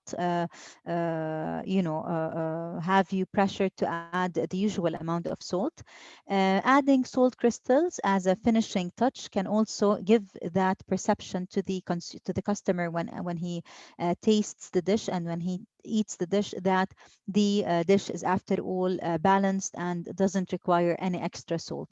So these are a few techniques and tips you can always apply wherever possible if the dish allows and if the ingredients you are working with also works for these tips to put into practice in order to reduce the salt added in your dishes. When it comes to alternative ingredients, I will now also demonstrate alternative ingredients you can use for certain dishes that would also substitute salt and that would allow you to reduce the salt typically added to those dishes. So when preparing, for example, pizza, instead of adding a lot of salt or a lot of salt contributing ingredients, you can add in contrary more vegetables, fruits in certain cases like the Hawaiian pizza or certain tropical variants, and of course herbs such as basil, oregano, and certain spices, while reducing other components that could contribute to saltiness, such as pepperoni, cheese in general. Remember how we said processed treats, they have a considerable amount of salt and sodium. When preparing pasta dishes, we would here recommend that instead of adding meats that are processed meats, such as sausages, that would have a high amount of salt, or cheeses again, which is a very common ingredient added to pastas.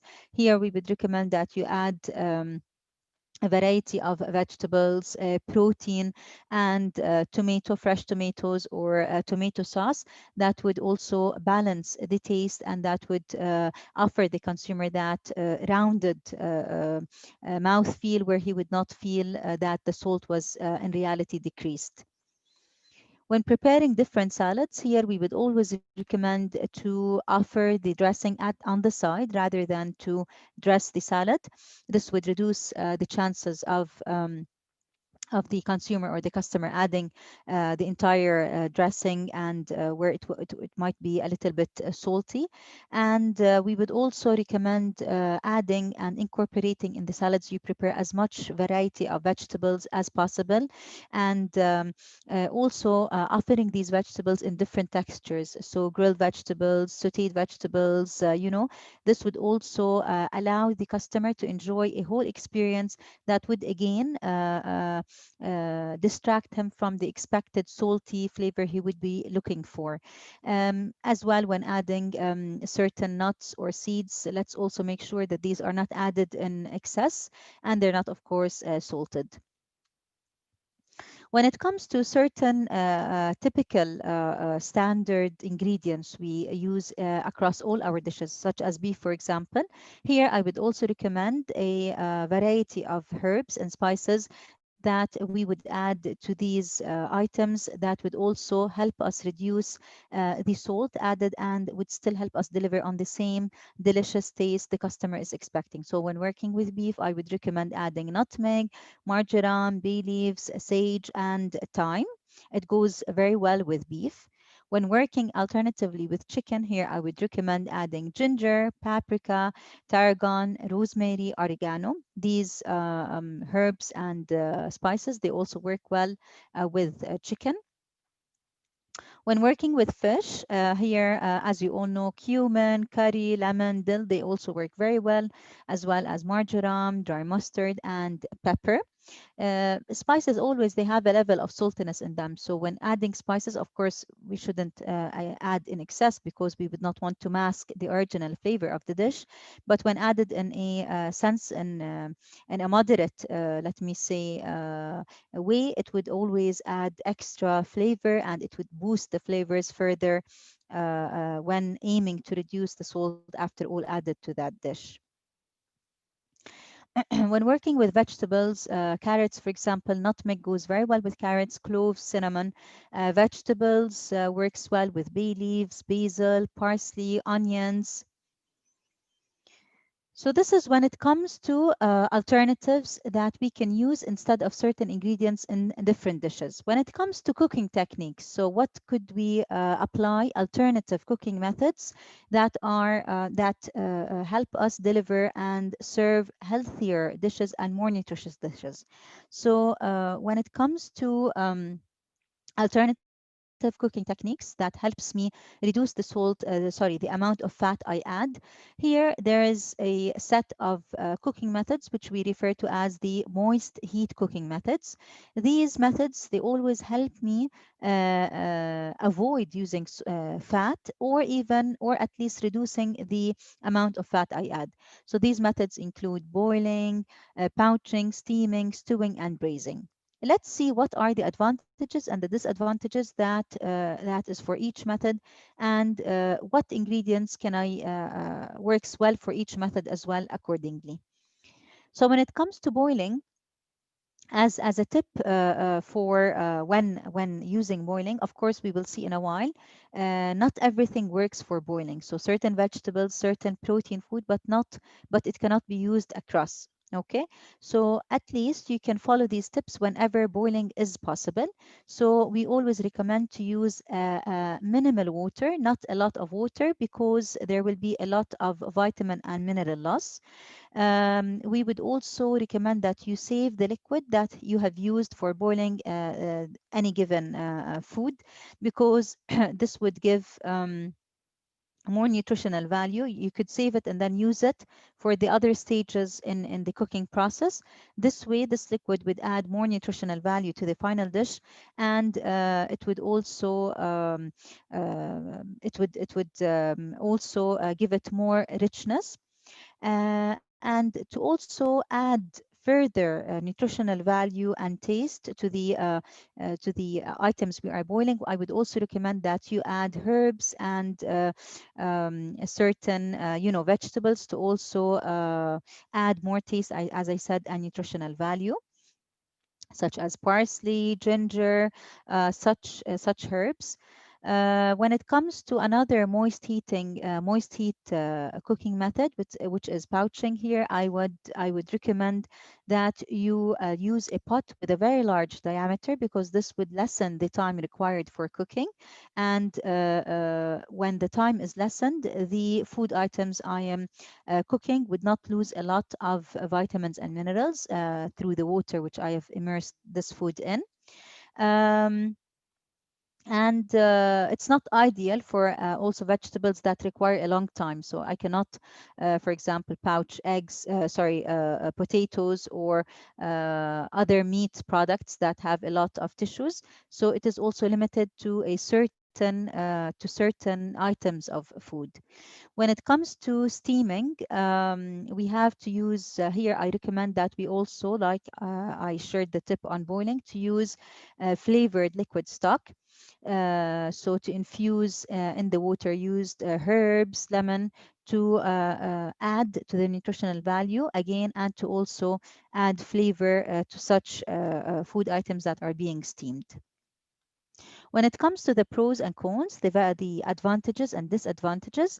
So when it comes to the first method we've mentioned, boiling, so it can be used for foods, generally for all kinds of food, for all vegetables, for soups, for hot pots, even starches such as rice, pasta, and potatoes. So boiling in general works for almost everything.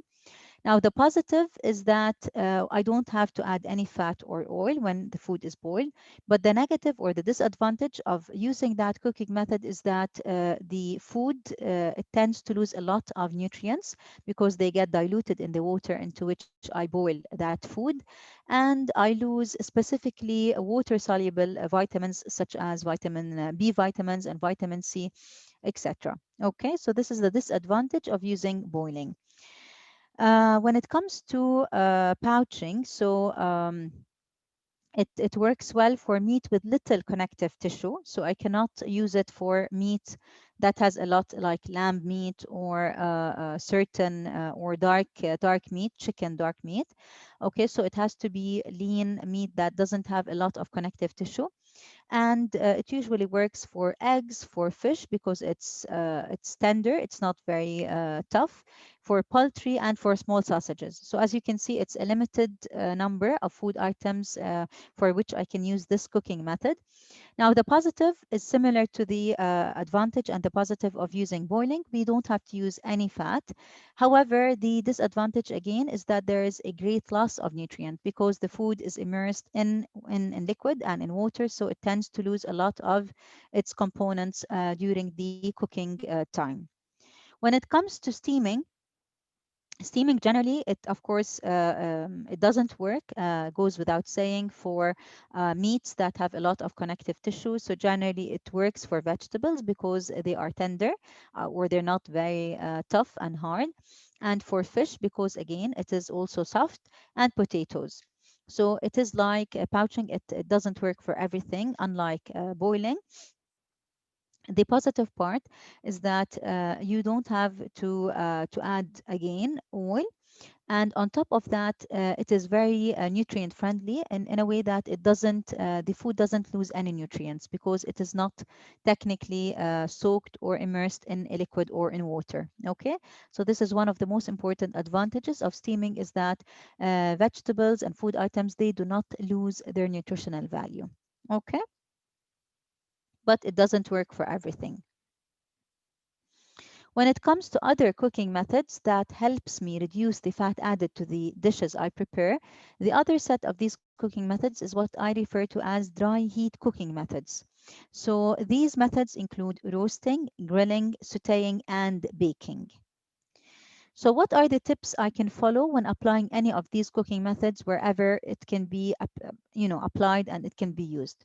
So sauteing, if what the ingredients I'm working with allows me to saute them, to use this method here, I would recommend to use tender cuts of meat and vegetables. Again, this is not appropriate for meat with a lot of connective tissue. It will not be cooked well.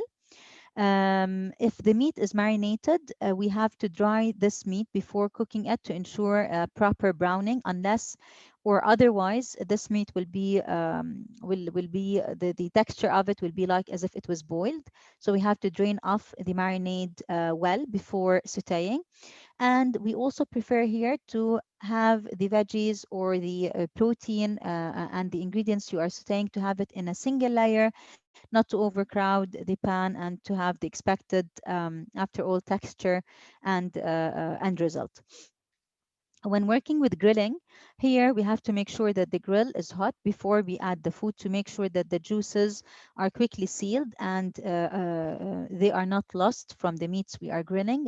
Because if this happens, of course, the taste would not be as good as if they had retained their juices, and the meats would end up to be tough and hard. We don't recommend to add salt to these meats before, again, because they would lose their juices.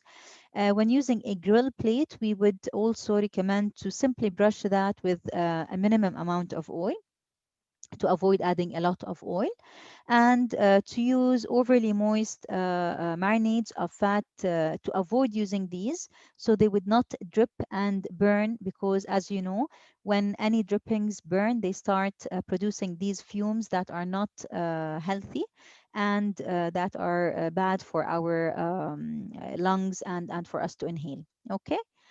When it comes to roasting, if the components and the ingredients I am working with allows me to roast like a whole chicken or certain types of meats, in that case, the only tip more or less for that method is to remove any dark brown or black layer that could form, because of course, as you all know, these parts, they should not be eaten. They are carcinogenic. So and this is of course possible when we grill food. So it's another tip we should always remember, and we should never serve the customers with any such crust or residues. What are the advantages and disadvantages? So when roasting works well for meat, for fish, vegetables, potatoes, and eggs. So it works well more or less for a lot of food items. Now the advantage is that you don't have to add fat generally, or just minimal fat. The disadvantage is that, again, the food would not retain its nutritional value. There will be a loss of vitamins, and especially the water soluble vitamins. They might also be lost when the food loses its juices and its fluids. Um, the negative is that the fat, if fat is added, because we said it allows us to add minimal, but sometimes more than moderate fat could be added. So this would add to the final fat content of the food. As we said, upon roasting, this brown, dark brown, or black layer may form, which is not healthy. So this is another negative considered for that cooking method. And as we said, the nutritional value of the food would be decreased, because after all, the food will lose certain vitamins upon cooking. When it comes to grilling, so it works for fish, for meat, food with not food that doesn't have a lot of connective tissue, and generally for vegetables, potatoes, fruits, everything. So again, grilling more or less works for a lot of food items. Now the positives is that upon grilling, of course, all the fat drips away and is lost from the food. The negative part, again, that the heat sensitive vitamins are lost during the process. When it comes to the last method, which is baking, so baking works for dough products and potatoes. Of course, it doesn't work for many other food items, because it is minimal and the temperature is not as high. Now, the positive part is that there is no loss of vitamins or minerals into liquid. And the positive part is that the hard digestible dough, it turns into a light, it becomes light and easier to digest and to handle by the body. However, the negative or the disadvantage of baking is that there is no there could be a loss of vitamins and minerals, and The negative part is that sometimes the food item, if baked a lot, it might be tough, and it would not give us the result we were expecting. Okay. So when the recipe calls for, now I will take you through alternatives or substitutes that could be used instead of basic ingredients we always use in many dishes. So if the recipe calls for butter, margarine, shortening, or oil, so fat in general, in desserts such as cookies, cakes, muffins, and so on, we would recommend that you would try replacing half of this with mashed fruit, like the chef has just done when preparing the brownies. So he replaced the fat entirely with avocados. Okay, so you can replace half of the fat or all of it, more or less, if the product allows, or you can only reduce it by substituting by fourth. Okay, with no substitution. So you either replace half of the fat with mashed fruits or vegetables, or you reduce the fat by 1/4 without substituting it with any other alternative ingredient. When the recipe calls for fat, when it requires fat to stop the baked product from sticking, here, as you all do, I am sure of that, we always recommend to opt for parchment paper instead of applying oil or fat, because this would eventually contribute to the fat content of that product. If the recipe calls for butter to saute, here I would always recommend substituting with smaller amounts of vegetable oil instead of butter or ghee, which has, in contrary, a higher percentage of saturated fat. When the recipe calls for cream, for creamy soups, for example, here I would recommend to experiment and to try replacing the cream with pureed vegetables such as potatoes and carrots, or even legumes, and to use, if any, low fat or fat free cream and low fat or fat free milk at least. Okay. So when the recipe calls for full fat, hard or cream cheese, here I would also recommend you to try to opt for low fat options at least, or to use smaller amounts of stronger cheeses like old cheddar and parmesan, because they would replace milder tasting hard cheese. So this way you would have added a lesser amount but with a more stronger taste, so you would balance the after all taste with lesser fat ending up in the dish you are preparing. If the recipe calls for full fat sour cream, here I would recommend using low fat or fat free options, or fat free cottage cheese as an alternative, or yogurt or low fat ricotta even. And in dips, we can also experiment with using mashed beans, because it would also give us that same texture. If the recipe calls for mayonnaise, here we would of course recommend using the low caloric option, or to replace half of it with low fat yogurt, because this way it would not be substituted fully, but it would still it would give us some of that rich taste, but at a lower caloric count and lower fat content. So if the recipe calls for salad dressings, here I would recommend you use low-fat dressings such as vinaigrettes, lemon, olive oil, or creamy dressings that are based on yogurt instead of mayonnaise. If the recipe calls for whole milk, of course, here we would always recommend using low-fat or fat-free milk if the expected taste profile of the recipe allows for that.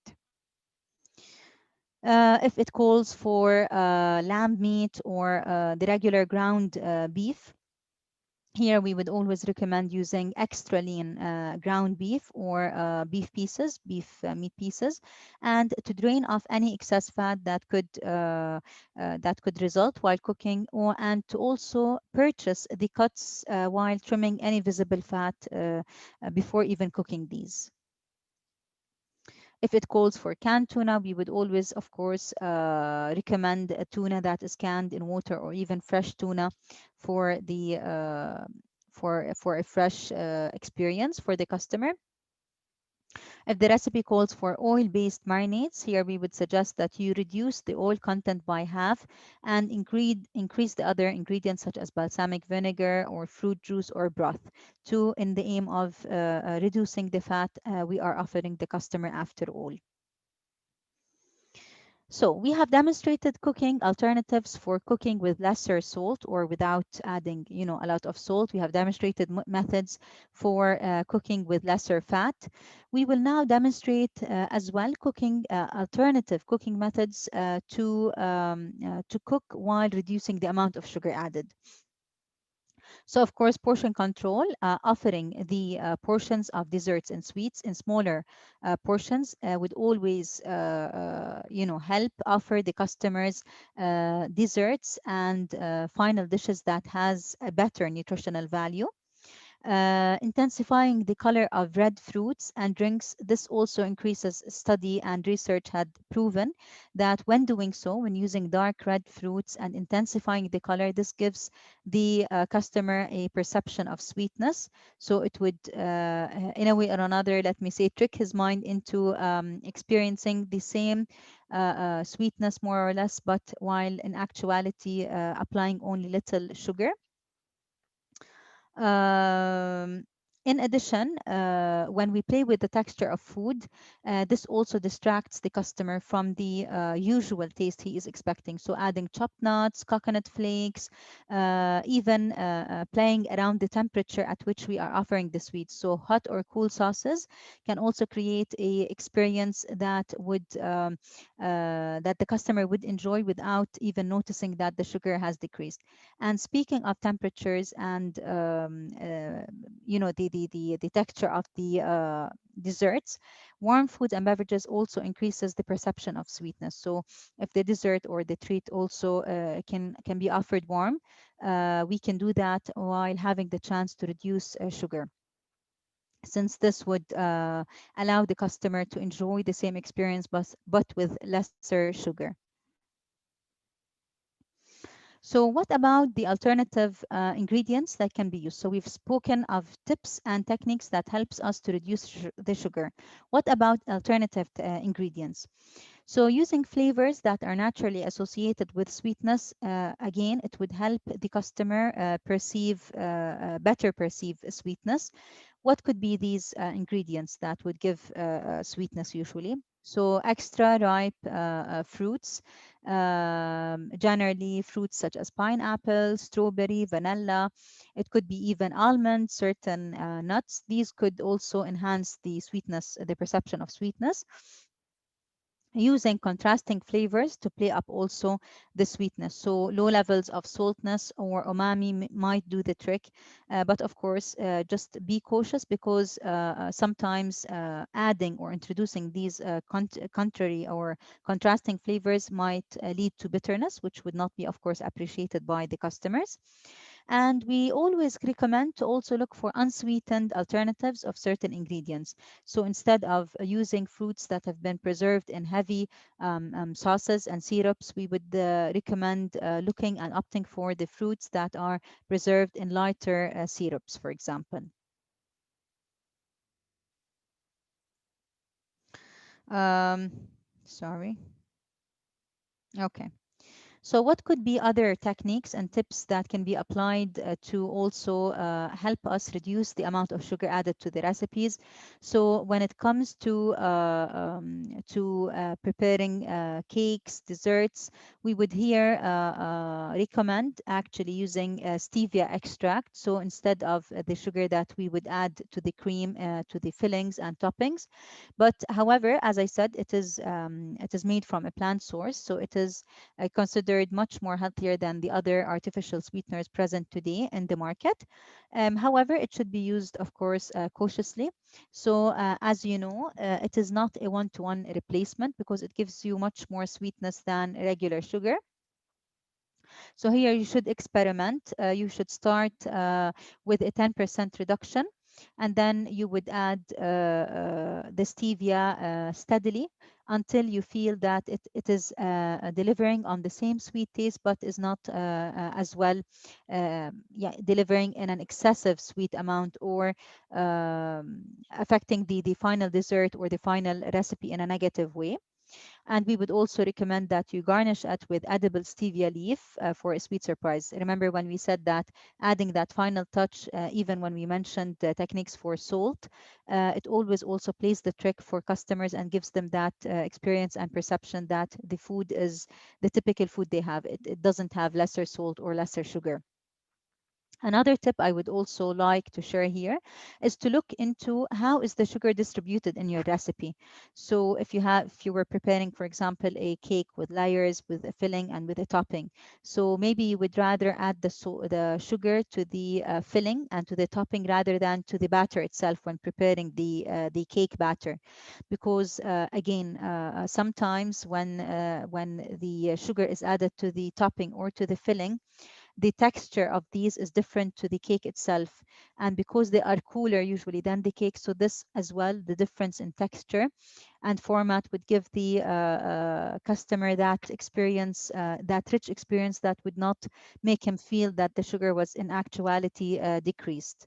um, Again, here I would also recommend adding fresh and ripe fruits, such as, and of course, also focusing on dark red fruits, like mentioned earlier. So, strawberries, berries, pineapple, mangoes, and of course, this depends on the dessert I'm preparing. We cannot randomly add fruits to basic recipes if these recipes didn't initially include these fruits or ingredients.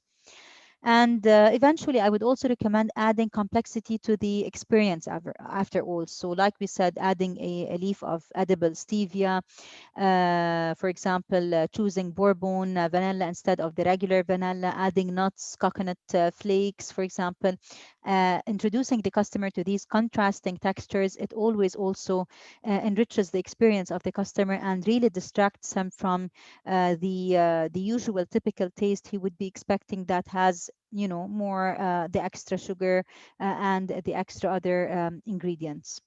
So it's, after all, I would really and personally say it's a matter of trial and error. So I would encourage all of you really to just experiment whenever you have the time, whenever there is that possibility, with different typical dishes you prefer daily, on alternative ingredients we've mentioned, on alternative techniques we've also demonstrated, and just, see how does it go. Does it still deliver on the same taste? Maybe it would even deliver on a better taste. You would never know.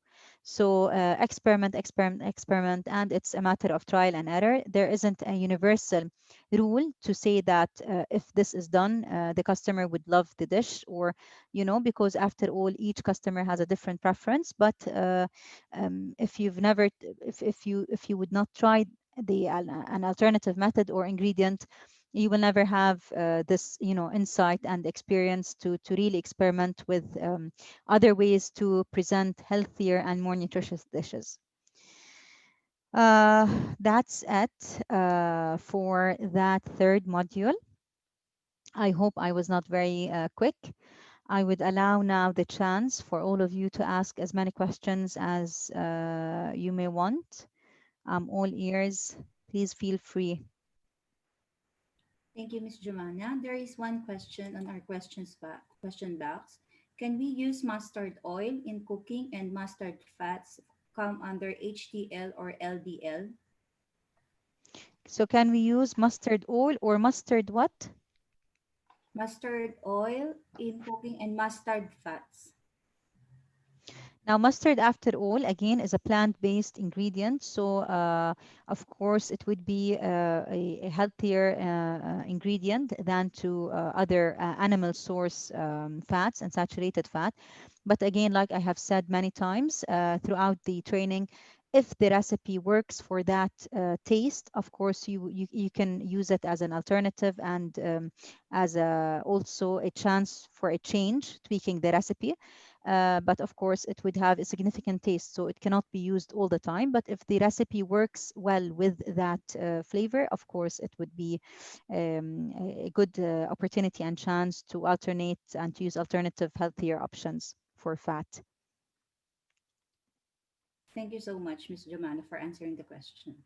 Is there any other questions from the delegates that are here on us? Kindly please share it on the questions box, or you can open your mic so we can ask your questions.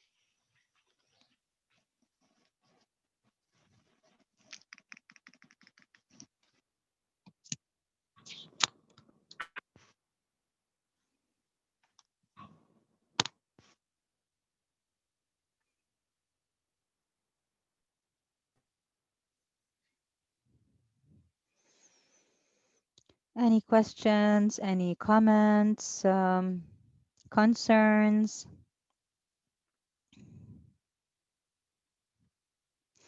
Feedback. Did you find the training content useful for you, relevant? Is it something you can implement in your kitchens every day? Any thoughts? Please don't be shy. There's no one, around to judge. It's us here sharing our knowledge, learning as well from you as experts in that field. If you have any suggestions, any topics you would want to learn better about.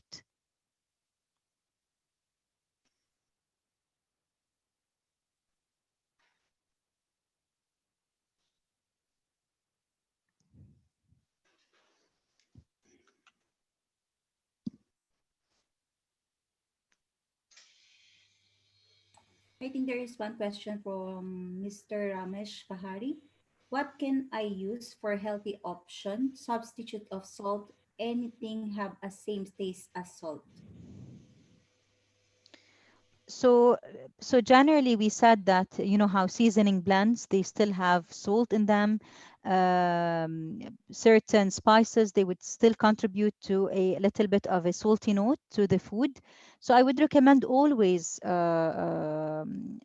using what do they say, a variety of vegetables. Legumes can play the trick. Spices can always also help balance the flavors.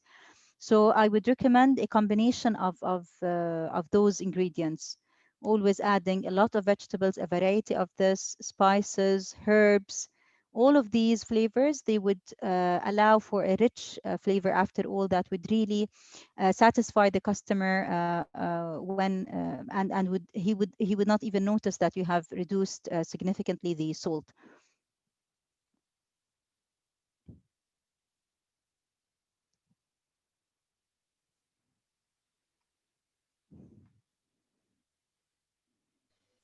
Do you have any, for example, have you ever tried to replace certain typical ingredients with other uncommon ingredients? You would like to share your experiences maybe with us?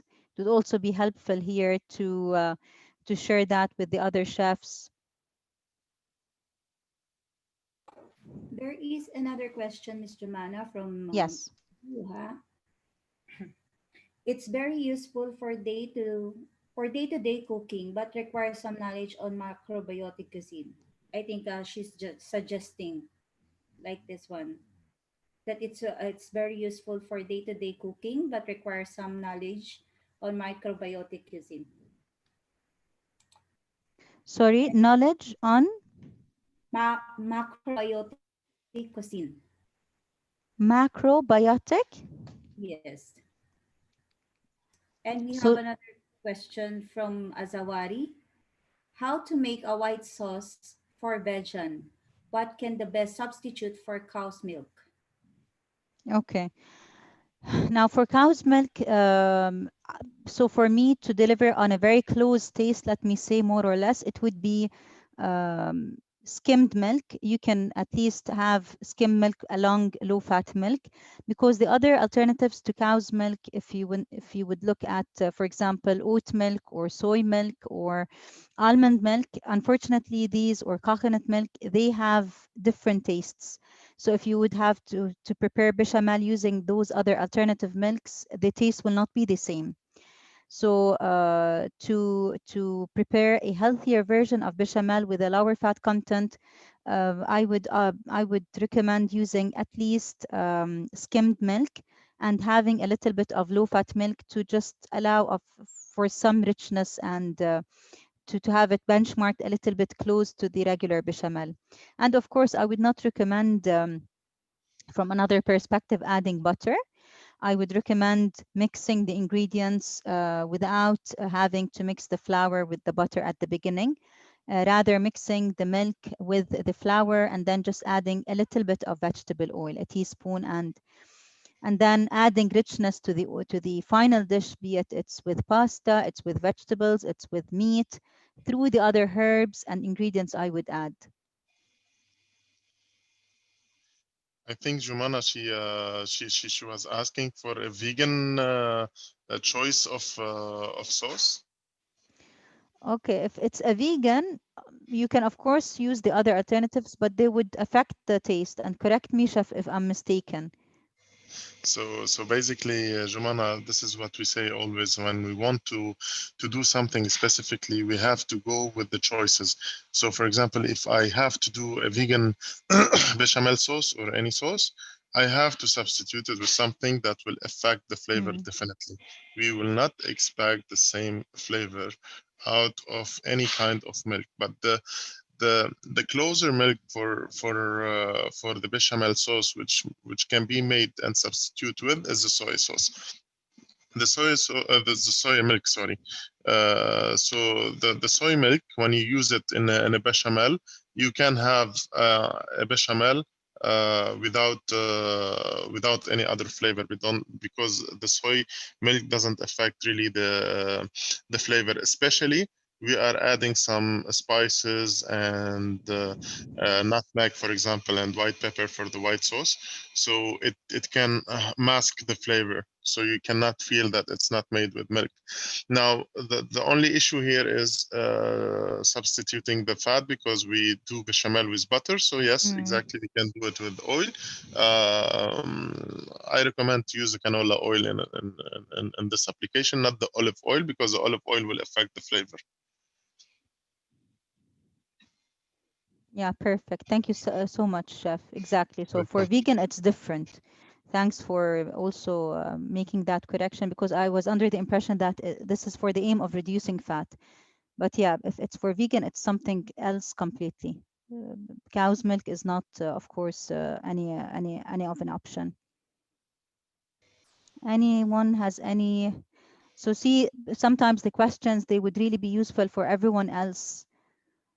If you have any other question coming to your mind, even if it was, not nutrition related, functional, chef as well is joining us. It would be an opportunity to learn from his expertise.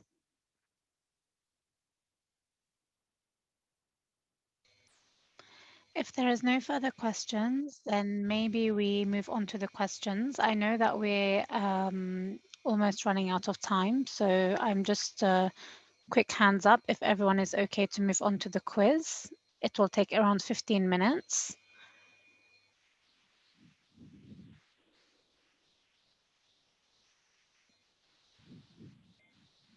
Kim, are we okay to proceed with that? Sure, we can proceed with that. Okay, thank you so much, Rumana. I'm sure that everyone found the information very, very useful. And thank you, Ghazawi, for the live demonstration.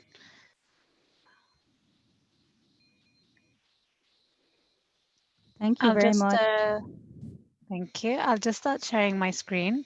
So in order to take part in the quiz, please, if you can take your phones, go onto the internet and go on www.kahoot.it.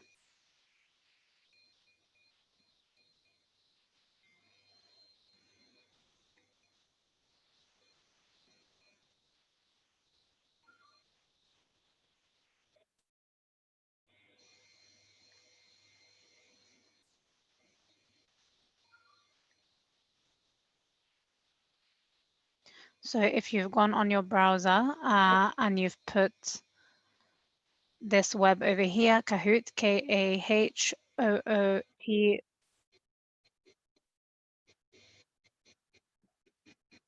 Just a minute. All right. Can you guys hear the music?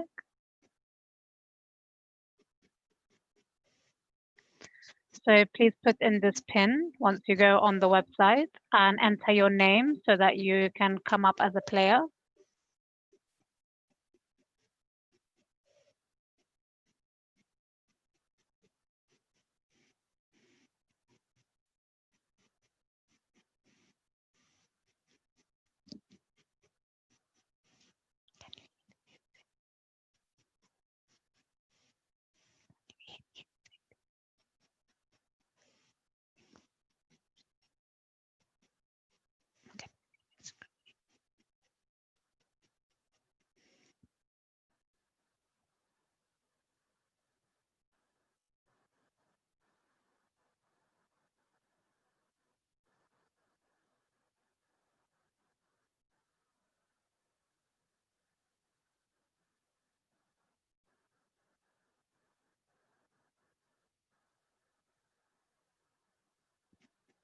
Just let us know in the comments if you're having any issues. So again, just go on this website over here and put the game pin and put your name and submit. We'll just wait 1 more minute for a few more players.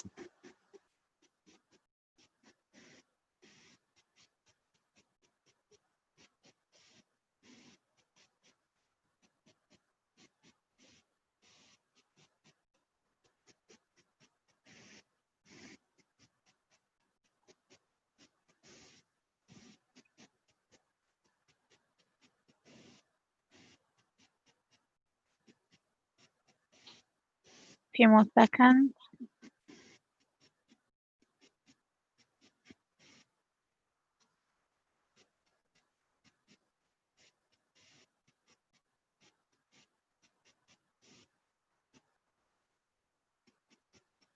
Okay, I will join now.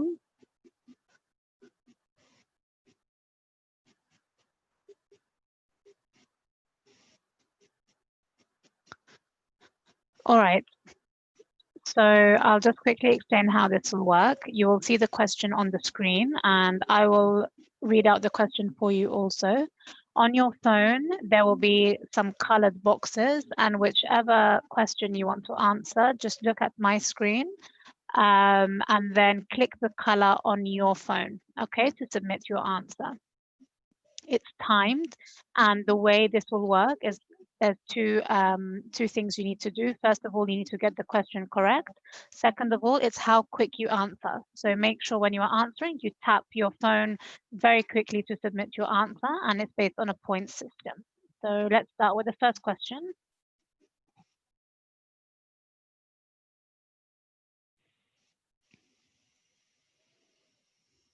True or false, salt can increase your blood pressure and higher the risk of heart disease and stroke. So if you think it's true, click the blue, and if you think it's false, click the red.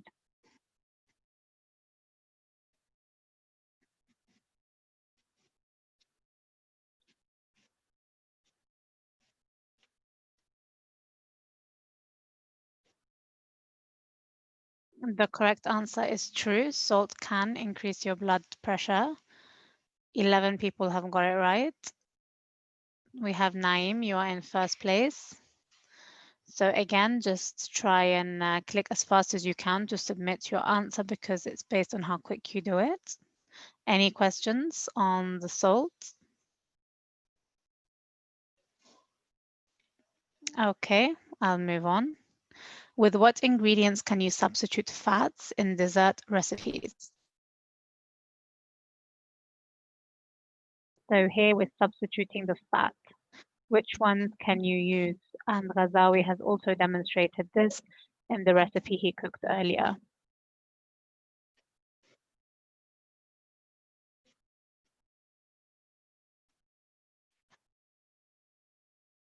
So we have 2 correct answers here. Avocado, banana is 1, and Ghazawi showed us the brownie with avocado, or alternatively mashed fruits or other vegetables. 5 people have got this correct. Let's see. Rasha, well done. You are now in first place, followed by Ashish and Sanjay. Any questions here on substituting fats?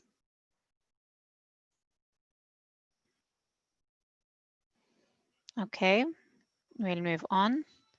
There are 5 kilocalories per gram in 1 gram of carbohydrates. True or false?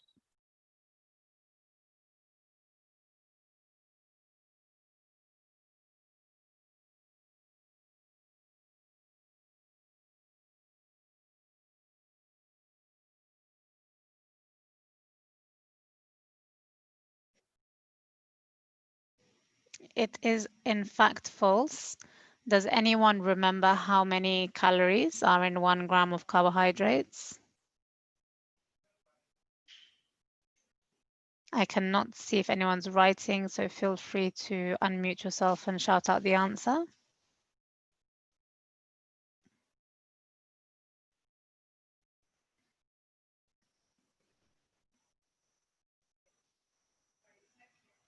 Okay, I will not exit my screen, so I will just inform you the correct answer is 4 kilocalories in 1 gram of carbs.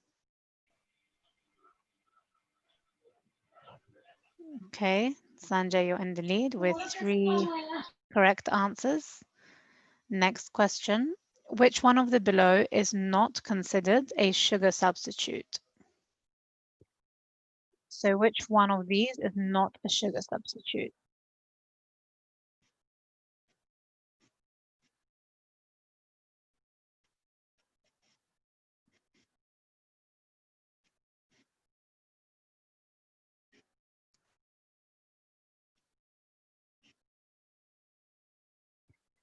The correct answer is sour cream.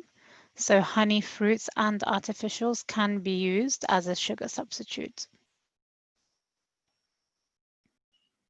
Sanjay is holding his place in first. Well done.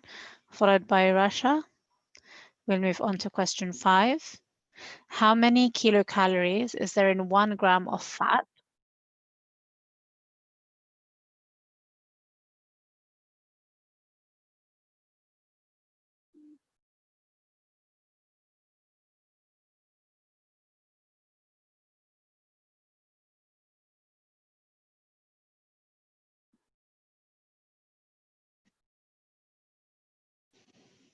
One person has got this right. It's 9 calories. So very close to 6 people who chose 8 calories. Sanjay, you're still in the lead. Let's move on to question 6. What type of protein is the highest in quality?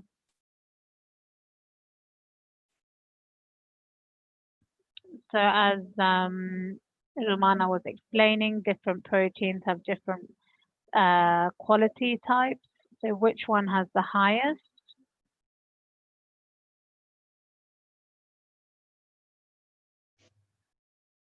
The correct is eggs. Well done to the majority. Okay, Rasha, you are catching up very closely. Sanjay, you're still in first lead. Let's move on to the next question. In order, rank the below foods of hidden sugars from highest to lowest. So here you need to drag the color in order from highest to lowest of hidden sugar. And don't forget to click submit to enter your answers. This is the trickiest question.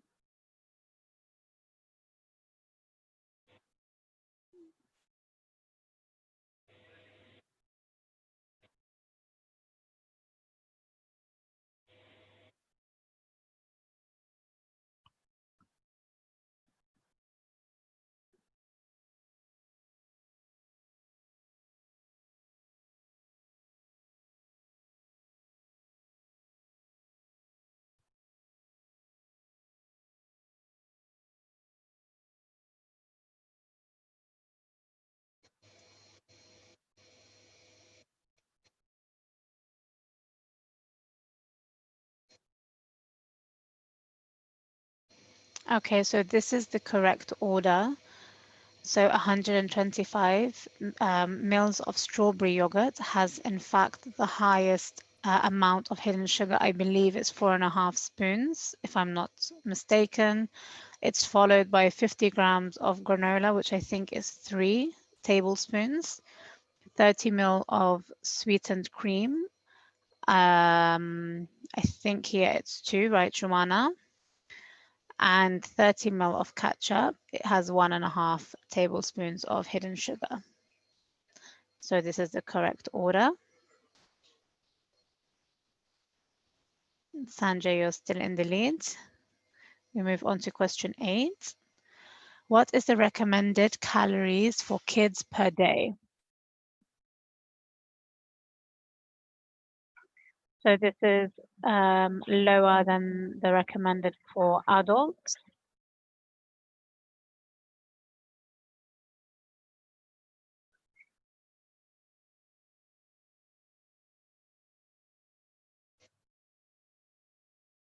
And this is the correct answer, 1200 to 1800 calories per day. So this is the range in which kids should have their calorie intake. Any questions here? Okay, we have 2 questions to go. Wow, Ashish, you have climbed into first place, and Karsten. So we have 2 more questions. Let's move on. Based on 2000 calories per day, how much percentage of your intake should come from fats? So from your diet, how much intake should come from fats per day?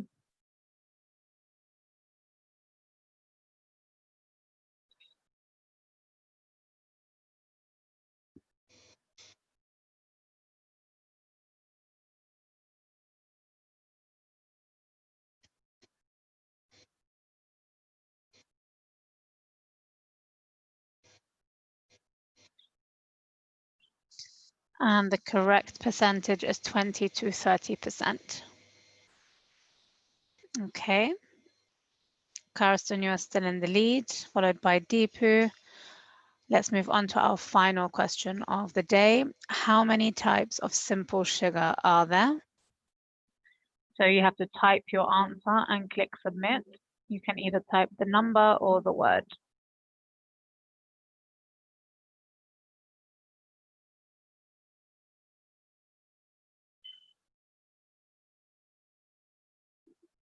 Don't forget to click submit to submit your answers.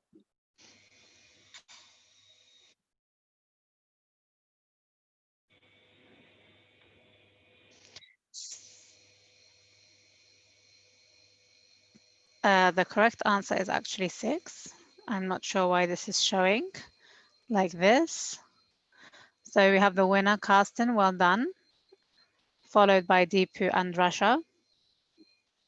Does anyone have any questions for this quiz? Anything they didn't understand or they want to highlight?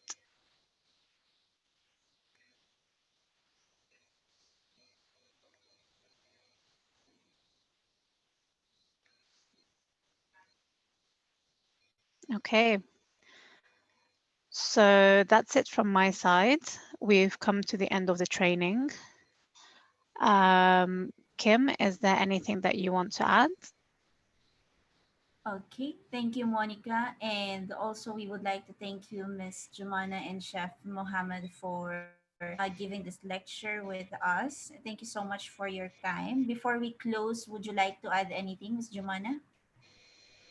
Not really. I would like to thank you, Kim, for all the support and management, for my team, Monica, Chef Muhammad, and of course for the audience for being engaged and for their attention all the time. And we just hope that they have enjoyed the training and they have found it to be useful and relevant to their scope and to their everyday job. And if anyone had any further question anytime, please let us know.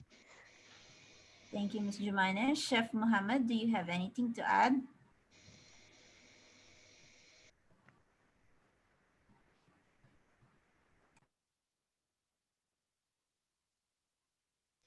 I will also just add from my side again, thank you for attending. We'll be sharing the full decks with you, so all of the presentations as well as the recipe for the brownies for both recipes, as well as your certificates. So you'll be receiving 3 certificates for today, and we'll also share Chef Ghazawi's contact number and email address in case you have any questions regarding cooking or nutrition. We'll get back to you on this. I'll be expecting your call, your communication, your emails, any information, any question. I wish that you try the recipes and give me your feedback and give me more ideas. I'm 100% sure that you have enough creativity since you are chefs, and I can learn a lot from you too. So please, I'm waiting to communicate with you guys. Wish you all the best. Thank you. All right. Thank you, Jumana, once again. And thank you, Monica and Chef Muhammad, for all your time and for this wonderful session. We have great feedback from our chefs, from our participants, that it was really wonderful and it was a brilliant, lovely session.